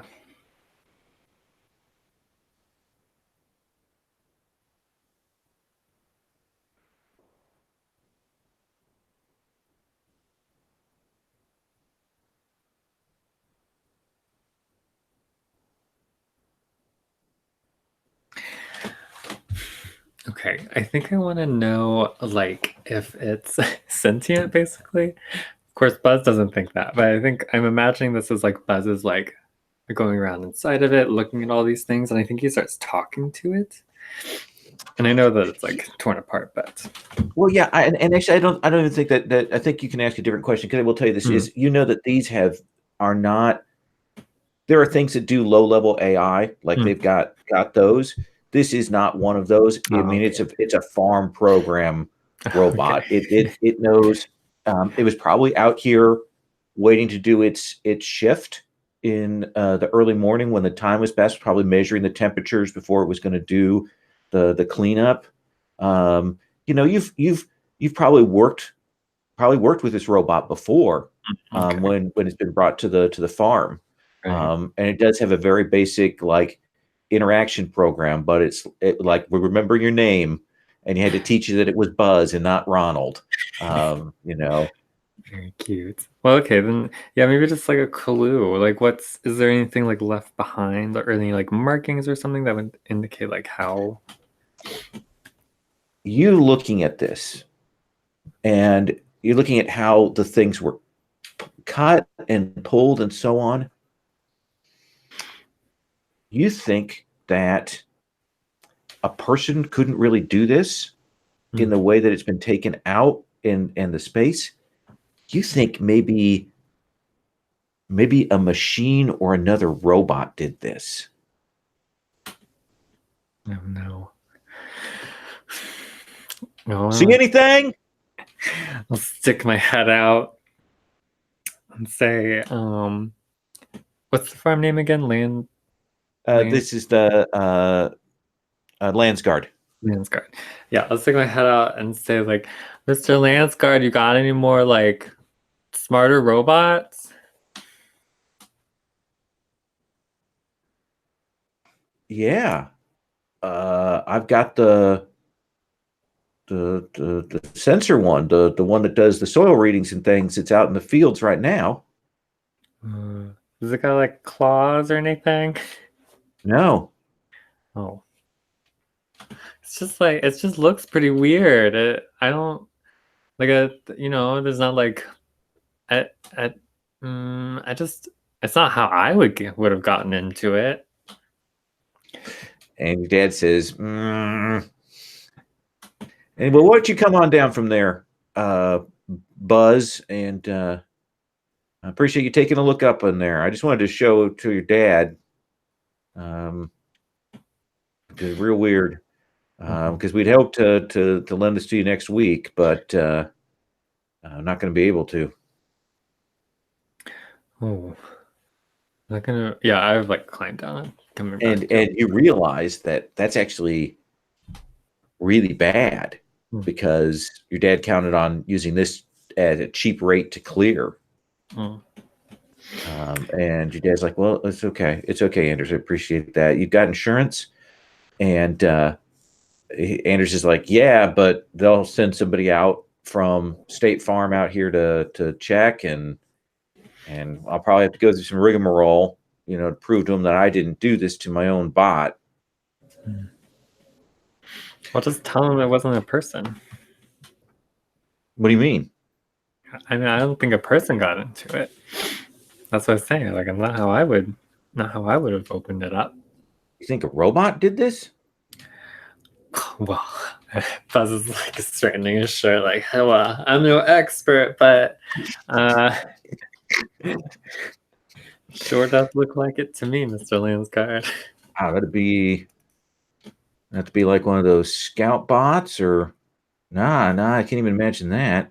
Maybe and you see him kind of mulling it over, and he says, well, thank you, Buzz. I appreciate your insight, little man. You think about what I said about football, okay? Okay, I guess. And he kind of says, you want to drive the Magnetrine back to the house? Can I? Yeah. Can I, Dad? Is that okay? Your dad's like, oh, and Andrew's like, I've seen him drive a tractor. He can drive the Magnetrine. Listen, watch this, Dad. I'm gonna like gun it. Ah, you're dead. Let's cut from that to Holly. This is the Sunday after you've spent time with Nicole. How are you feeling?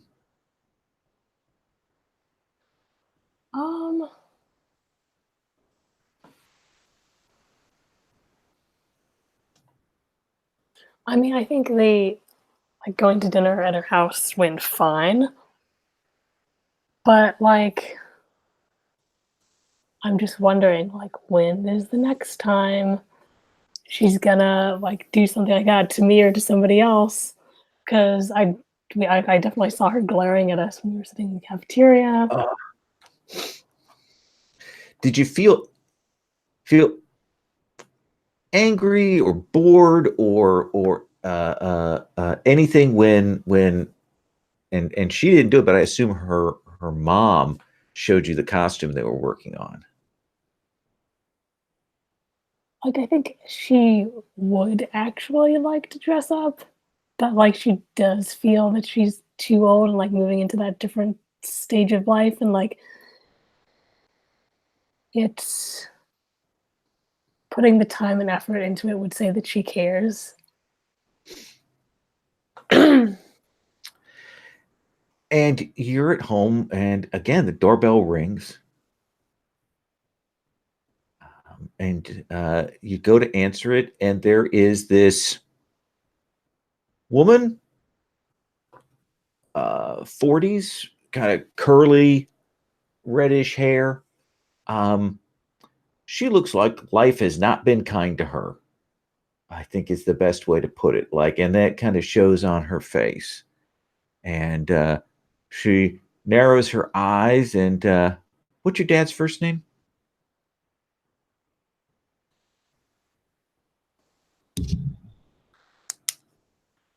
I haven't given him a name. Let's say Steve. Steve. She says, she says this with the voice of someone who has smoked 2 packs a day for most of her life. Is Stevie home?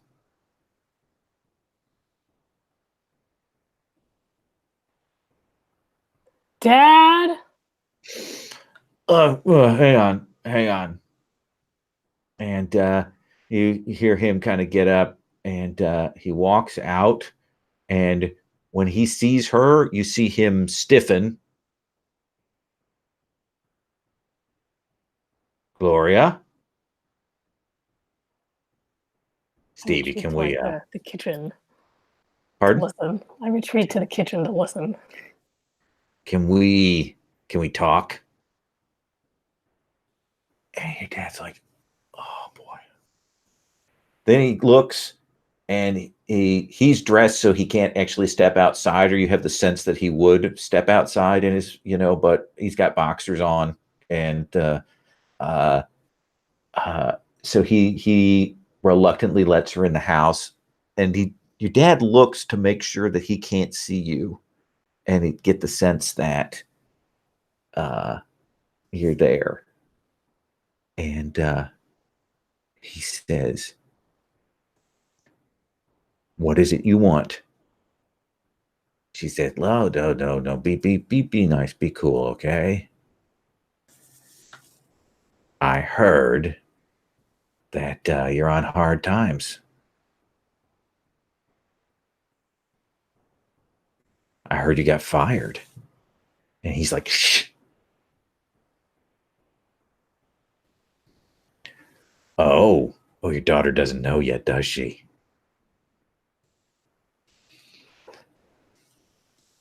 What do you want, Gloria?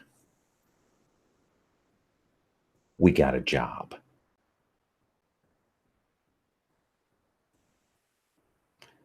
And I'm not going to say any more. I'm going to give you my card. And you're going to think about it. And then when you're desperate, you're going to call me and you're going to do the work." And she hands him this card. And it's like he almost is not going to take it. But then he does.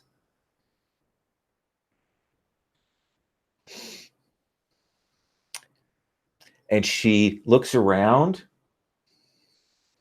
and she says, "I don't know why you don't have a wife around here."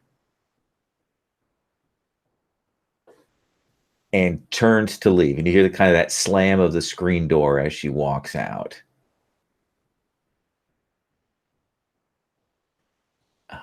And you hear your dad go back into the TV room, and you hear him picking up. Like, he picks up the garbage can, and you hear the sound of him clinking bottles and cans into the garbage can. I think I'd go and stand in the doorway and just watch him do this for a little bit.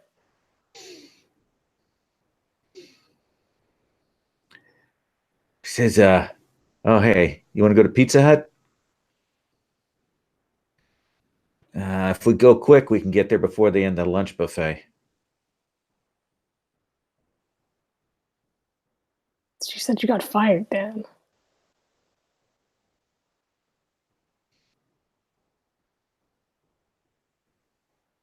Can we even afford it?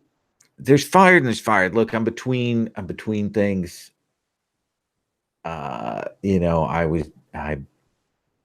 In Monday, I'm back out there looking. You don't need to worry. I'll go to the unemployment office, and that'll tide us over. We'll be cool.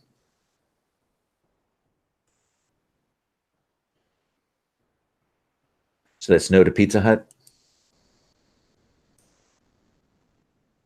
Yeah. I've got some eggs. Oh, you can make me one of those omelets. Can you that permission slip from school for basketball? Yeah. And he see him look around. You got a pen? I'll go find one. Yeah. Okay. And clearly trying to please you and potentially get you off his case. He makes a big show of signing that, and there, and he's like, boy, basketball. That'll be fun. That'll be cool." Maybe. I don't know. I don't know how to play.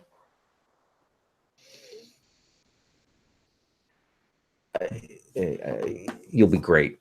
You'll be great at it. And I'll make eggs. Let's cut to Darlene. if she's there. Has she stepped away? Oh, there you No, Oh. yeah, sorry. It it kind of shuts itself off every once in a while. So Do you have a scene you want? no.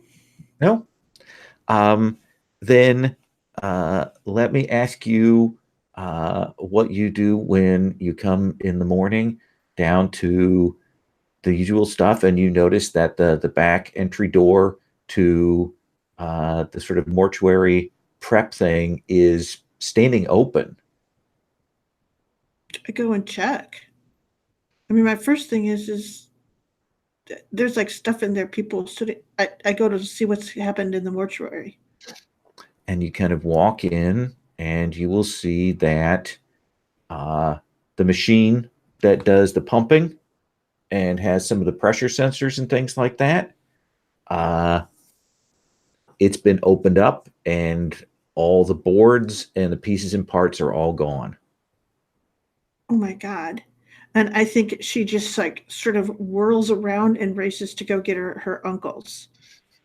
And you see Albie is getting up and he's looking, looking at the paper and he goes, I will never understand why people like Ziggy. I don't understand why they would keep that in the paper every day. It just makes no sense to me. And John's like, just stop with the Ziggy. Just that every day. Oh, Darlene. It's just like someone broke into the mortuary and they took apart the pumping machine. And they get up and they follow you out there. And she goes, this has been happening to other people. They've been losing things with electronics. And they go in and they look around and they hesitate before they call the police. Okay. There's a moment where you see them kind of exchange a glance, and then Albie's like, "We got to call the police." And they say, "Did you touch anything?" I didn't. I knew right away that something was wrong, and she kind of goes, "And I know that it's been happening to other people." And John says, "Yeah, I heard Sister Chenoweth got some stuff stolen from the church. They've gotten a new learning computer there at the preschool. And well, we're going to call the police. You should probably go back into the house." Okay. And she goes, Uncle Albie, like a week ago, or no, she goes, and then she stops and goes, no, it was Yes. probably nothing. And then she leaves. Now, I have a question for you. You have a decent investigate. Yes. Do you want to make an investigate roll before you leave from that? I'll actually go. I'll wait here while you call the police. Okay. And then I'll look. Let's see here. I guess it's decent if you like middling. It's 5 dice. Okay. I know this game. Anything less than 19. I got one. Yay. What is your question?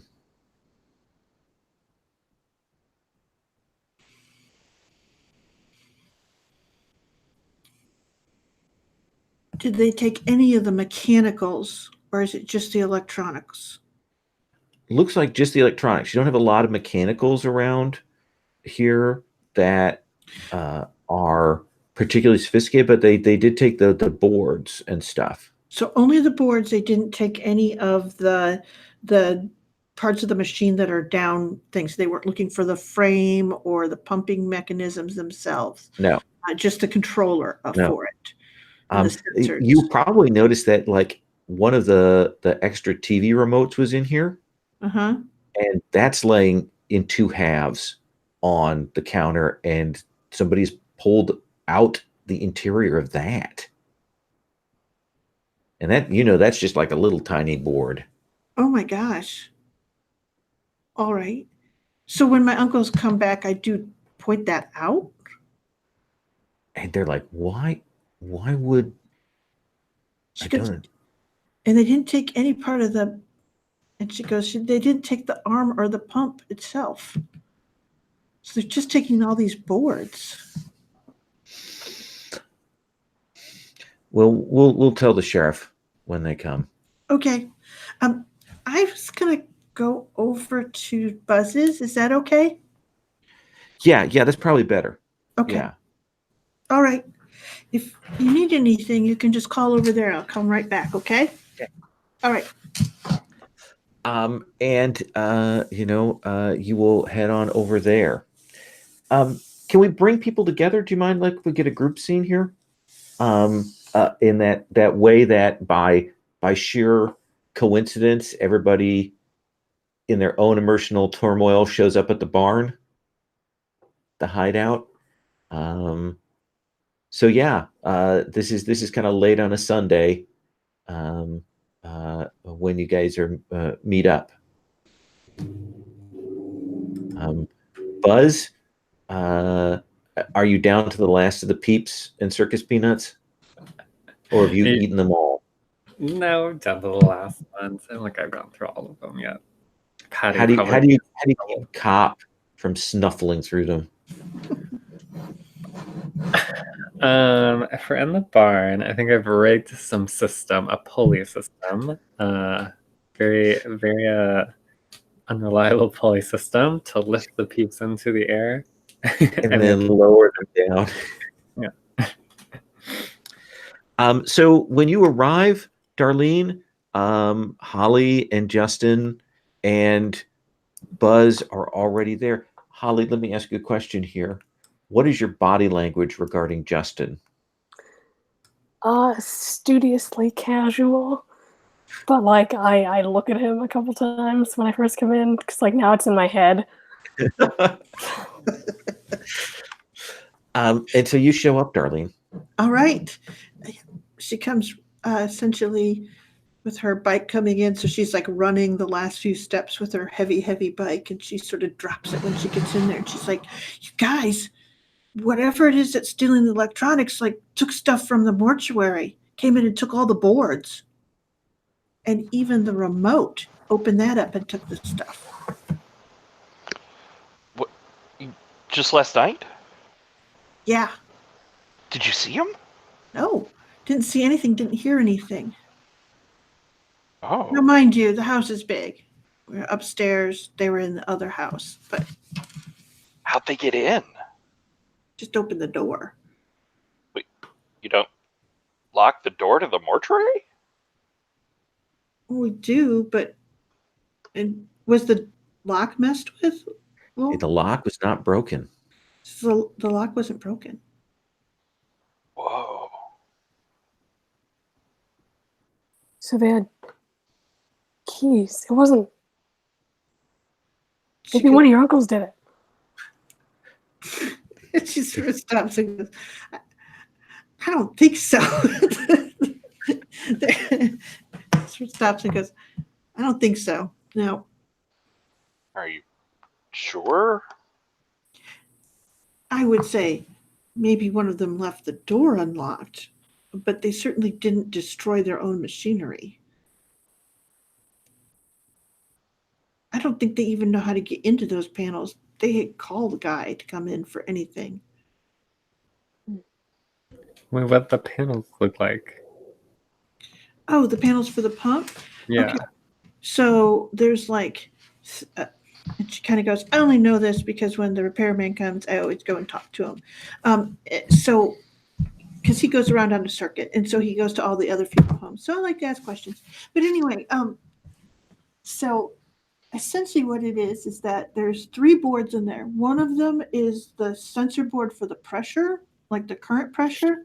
The other one is an adjustment thing where there's a set of knobs that they go, which kind of, well, anyway, there's 3 different boards, one for the fluids, one for the sensor of the pressure ongoing, and one for the, and she kind of stops and goes, for Output. calculating, yes, it's for calculating the molality. That's all. And they were stolen? Yes. She goes, yes, they were pulled right out. That was all they took, except for they also opened up the TV remote and took the little board that was in there. Yeah. What did it look like?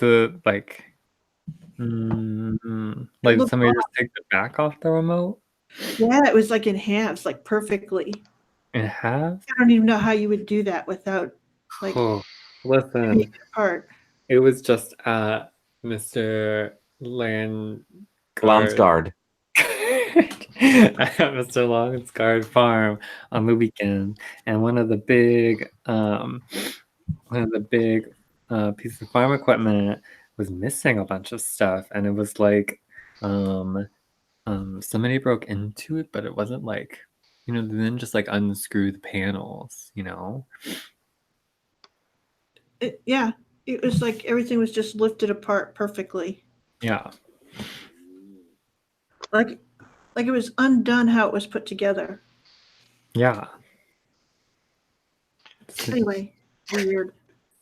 Do you think they're connected? Yes. What does somebody want with a funeral home and a farming equipment? I think they just want a bunch of boards for something. Oh man. Is anyone else missing things? No, we lock our doors. Well, we can't put 12-foot farming equipment in the house, Justin. I think Holly's like looking around at the barn we are in.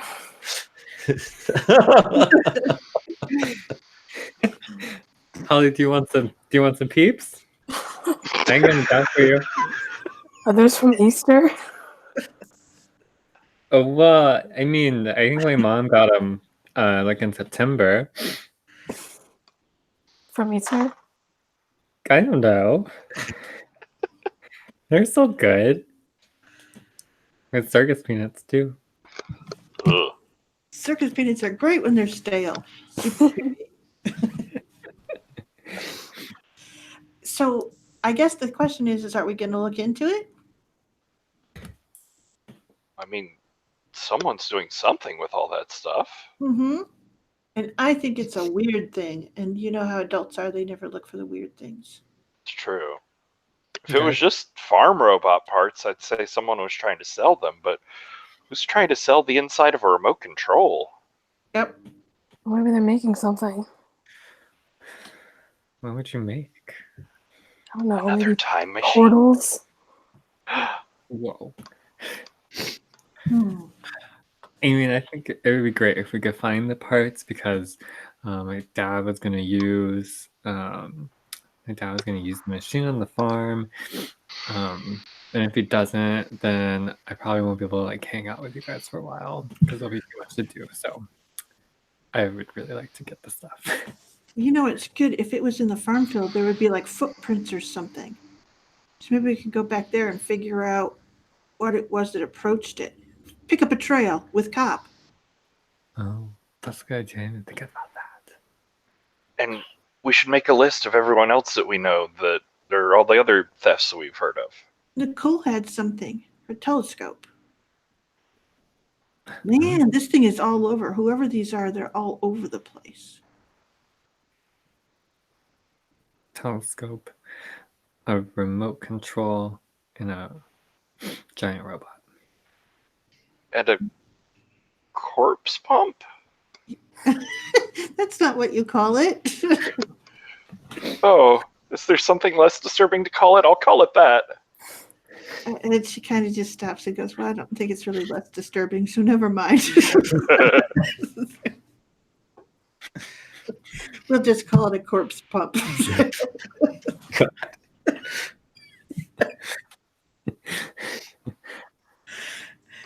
She doesn't laugh, though.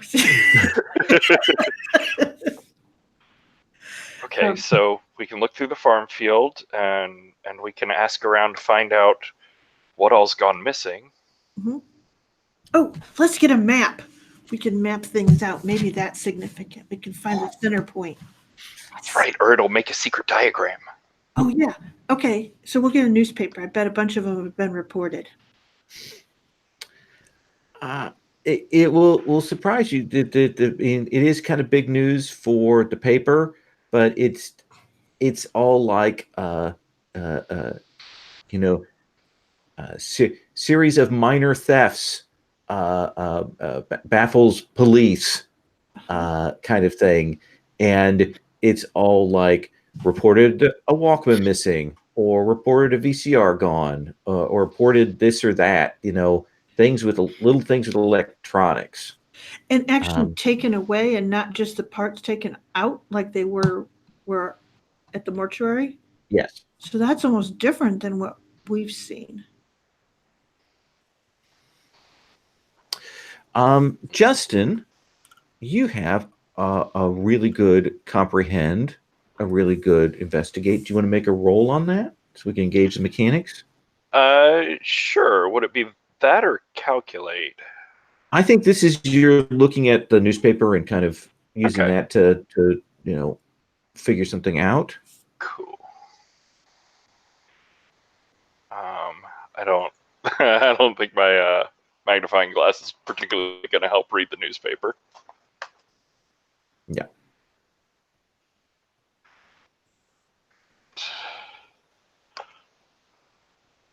You guys. 8 dice, so I got 1 6. Once you're happy with that, do you want to re-roll the non-successful dice with your luck? I do. That's surely something. Oh, you really need, but the extra question would be good. Yes, all of you. Okay. As I said, anything less than 19 dice and you're courting disaster. Well, I got 2 6s now. Okay. So I will tell you that kind of looking around, it does seem like a little bit odd. Like we've got a series of thefts of technical things, small, scattered all around. And then it looks like there are some more recent, like ripping, kind of like taking things out. And this isn't yet an era where people are stealing copper for recycling or things like that. The price hasn't gone up to make that viable. The thing that will strike you is there are some places that you would expect to be hit. Zabo Labs, Crittenden Technical College, any of the Crown places, things like that. Like they have equipment and more important tech, and they're all around. No reports there. Like someone is studiously avoiding them. The technical college, is it tied to Crown or any of the companies in town? It is not. It is an independent engineering technical institute. Gotcha. Yeah.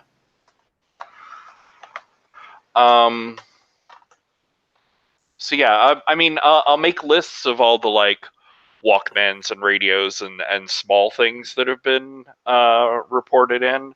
But what's the biggest, like, most technically complicated thing that's been stolen or ripped apart? I think you will actually, as you're kind of looking, like there is other things that have been not stolen but ripped apart. Um, like that's kind of been like a little bit of an escalating pattern very recently, and Mm-hmm. that farm equipment is definitely the biggest thing that's been taken.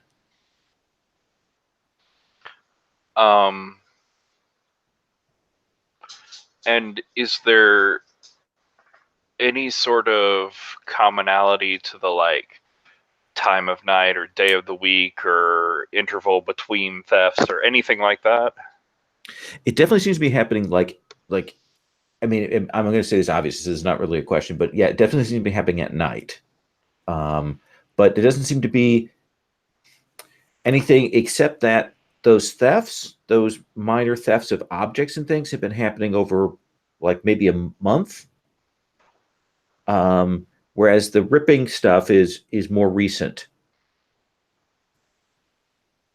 Has it been every night or anything?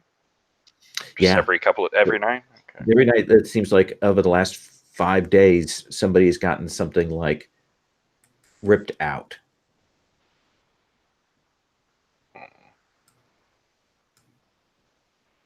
Is that my questions? Do I have more? I'll give you one more question. Why not?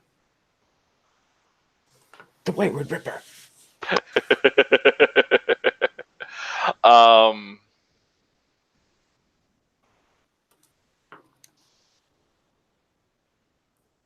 don't know. Does anybody else have an inspiration? Is there a pattern on the Ripper of like a direction they're going in?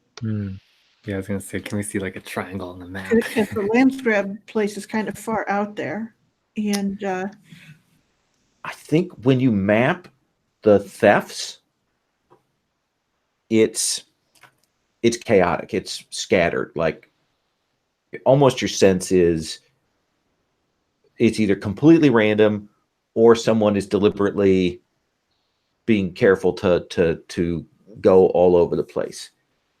There is, if you map the Ripper spots, there is a central point. And that is the recently closed down Galaxy golf course. It was a golf course owned by the city, but the with like a 9-hole thing, but it got too pricey to keep up, and they let it go a couple of years ago. Question. I think in the first session, my dad went golfing. Is this the only place in town? There are probably a couple of spots, but your dad's probably golfed at Galaxy, so you probably know the layout of the place. What's the biggest feature that you remember from Galaxy Golf Course? Oh, they've also got like a restaurant in the building with like these windows that look out over the course, and you can just see like all the gold golf balls on the grass. Yeah, and they've shut that down, so that place is emptied as well. But you kind of know how to get there and get in. Yeah, maybe I went with them like twice. It's been a while, but yeah, and I think I say like that place. There's nothing there anymore. They shut it down a while ago. Well, there's not nothing there. There's just no one there. Should make it a perfect place for a hideout. I bet if we search this place, we'd find some of the missing stuff or what's going on, and we know when it'll be empty. oh yeah, that's true. Just have to go to the Tech Ripper's secret hideout in the middle of the night. Okay, let's do it. Oh yeah, let's do it. I think we're gonna need more than a hammock for this one. Maybe a pitchfork. If you carry it, I get too tired. I think we're actually going to stop there because it's a great end line. The hammock line is a perfect end line. Perfect. I'm going to dole out XP, and that way we can kind of start with investigation next time. And Nicole can bruise people's egos again with us. We will do stars and wishes here, though, after this, if you don't mind. Everybody gets an XP for participating. And don't forget that 5 XP will get you a new skill. Sherry, did you get embroiled in stuff because of your problem or your relationships? Let's see here. And by that, I mean dragging Justin to the... Yeah, I probably did. I had potential problems there for sure. Absolutely. What about you, Buzz? I don't think so. I don't think we had the opportunity Yeah, you didn't get into it with your sister. No. Actually, no, you did. You did get in trouble with your mom. Oh yeah, that's true. So I'll give you a point. Justin? I don't think I did anything but that. Yes. Give you a My point. relationships, my problem is all over the place. And Holly?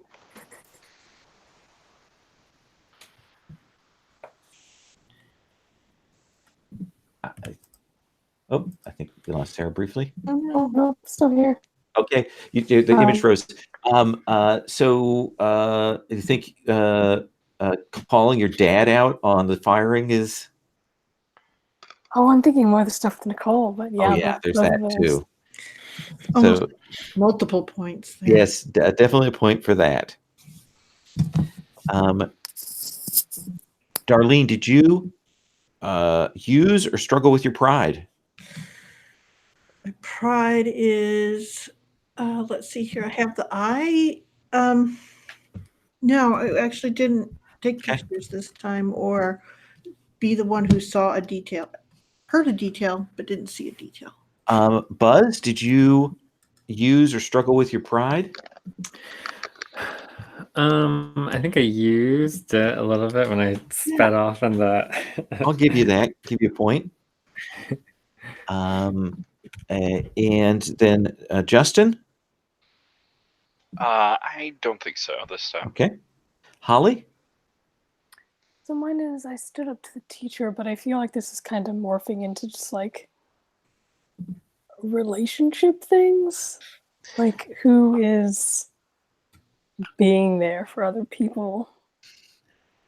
I think what's interesting, though, is you have this thing about standing up to teachers, but then this other teacher comes to offer you this and you take it. There's a weird inversion of that. I think I want to give you a point for Holly's kind of switch in the middle of that discussion. Does that seem wasn't fair? the same teacher, was it? No, but there is definitely that sense that when you were handed a lifeline,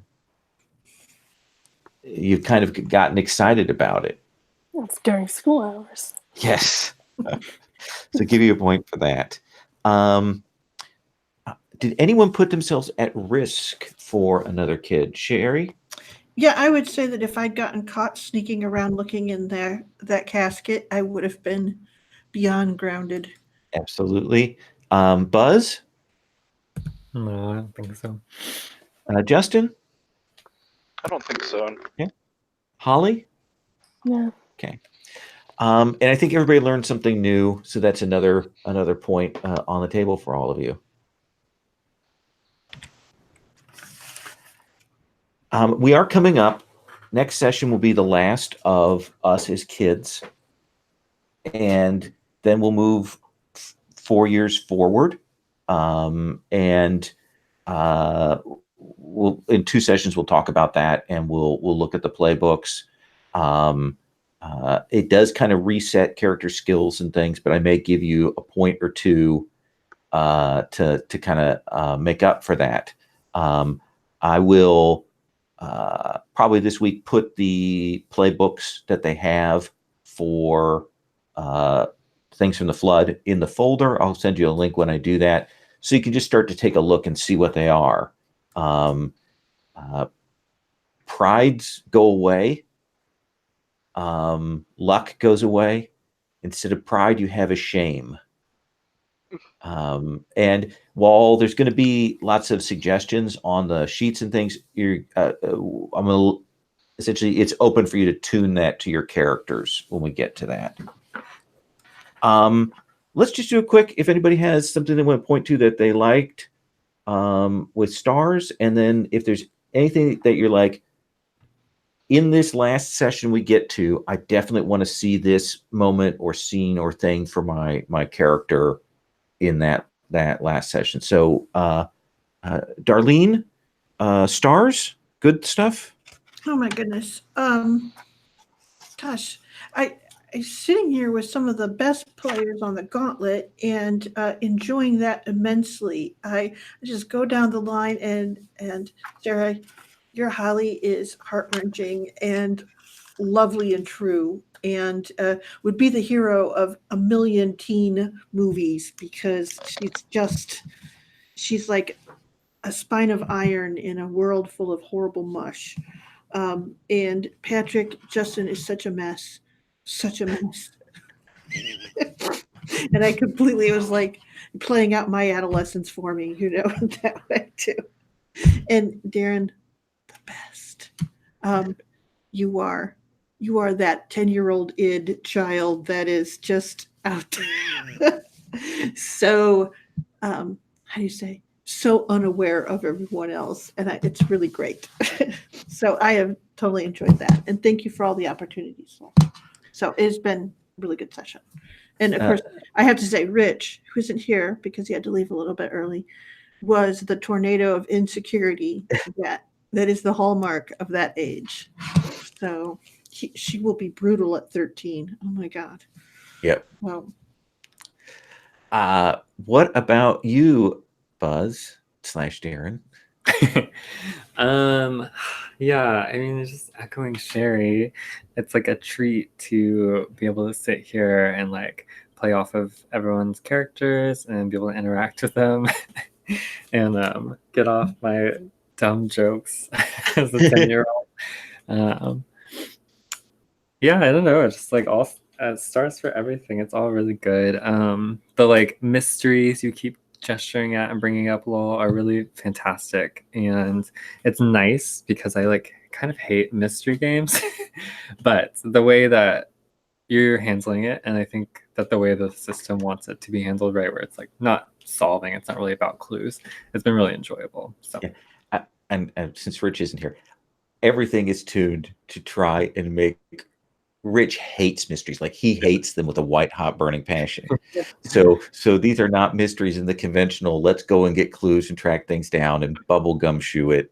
And I think it is more fun that way because you get more time to be kids and interact. Yeah. Yeah, the same way. Like, oh, God, that's the one thing I just hate, trying to find a clue and then it just is like not good enough, or like I don't know the right question. I'm like, That's why Gumshoe is great, but we won't go there. I love mystery games, but anyway. Patrick, stars? This is awesome. I love this group. Sherry, the whole stuff at the funeral home today with Darlene and Justin was amazing. And it was like weird and painful and comforting all in a really nice mixture. I love seeing the points where Darlene is just like so confident and self-assured, and the points where she's just like a fluff ball of naivete sort of thing. Darren, I love Master Druid Buzz. He's amazing. He will take the natural world by storm someday. He's the best. And again, I sort of love the dichotomy there of him being, or at least wanting to present as very adult and mature and ready for everything, and then he's like real worried about having to die to dress up as a ghost. Which was amazing. Or the whole like elaborate social architecture around the peeps.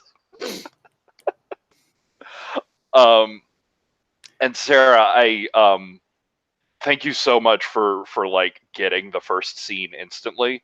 Where I was just like, okay, I'm doing all this, I'm setting it up, and she gives like barely half a word as a response. And it was a beautiful sort of like, okay, I gotta go further. Oh, she said something. She looked at me. It was really fun to do, and I felt like you were just like, we started that scene exactly on the same page, and it felt great. And Lowell, I'll agree. I love the mysteries, not mysteries, that are going on. I love the sort of weird magical oddness of this world, not quite threatening, not quite amazing, just somewhere in between.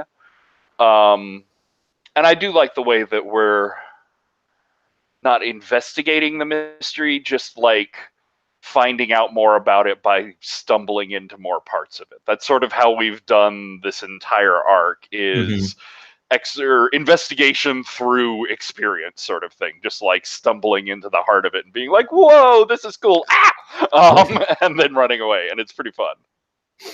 Awesome. Sarah?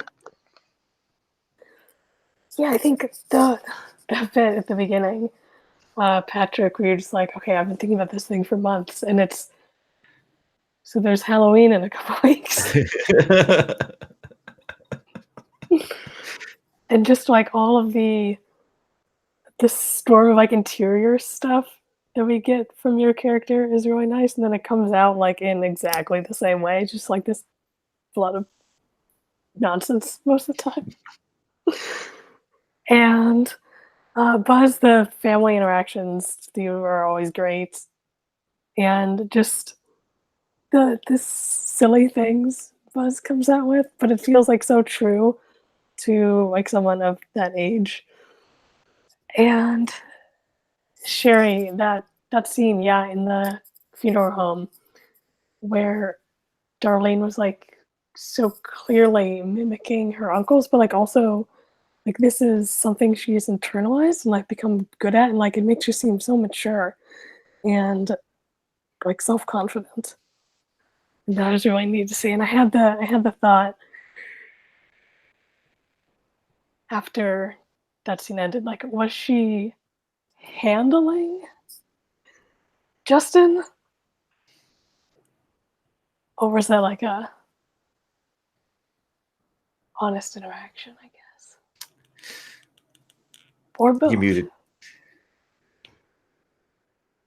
Yeah, I don't think she knows the difference. Does that make any sense? Mm-hmm. And yeah, to echo what everyone else is saying, I enjoy this style of mystery a lot more than find all the clues and put them together. And yeah, I'm really I'm loving everybody's characters. I'm loving getting to play with the home life stuff and kind of balancing that about with the other things, and you're all leaning into that in really fun ways. Let's go reverse order. Sarah, we've got one more session as a late teen, an early teen, a kid. Is there anything you definitely want to get next time that you're like, this is a scene I definitely want to have before we move forward? yeah, I'm thinking about, because there's this interesting tension that keeps coming up, like this magical world of dinosaurs and robots and mysteries, and then there's the real world.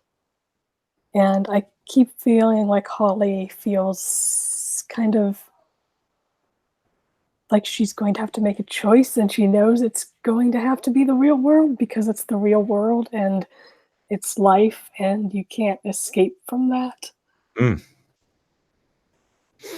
I'm not sure how to express that in a single scene, but that gives me a theme to look at for next time. Patrick?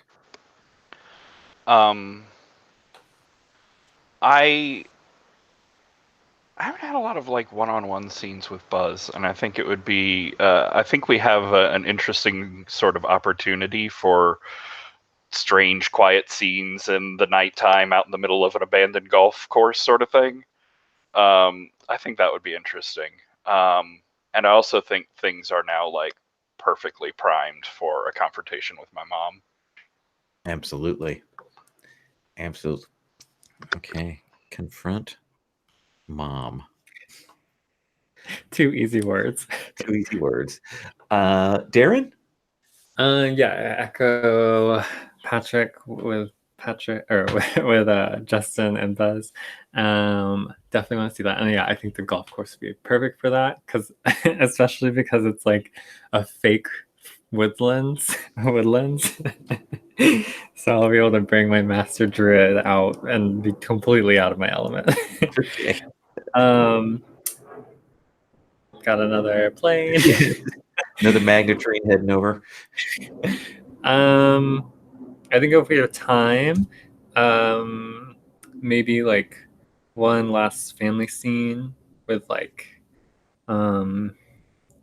dad at his worst, maybe. Because I'm imagining when we jump ahead, I'm imagining dad won't be there anymore.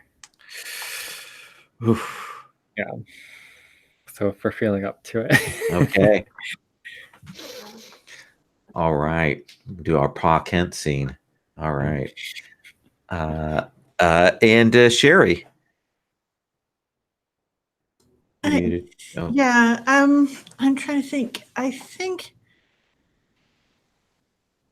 one of the things that seems to be a theme for Darlene is that it's the secrets that keep her apart from people. The mysteries. Her dad is gone. She doesn't know why. Um, j- Holly, she can't figure out what's going on, so she doesn't know what to do. I think she's there's almost like I think in some ways that parting thing has to be about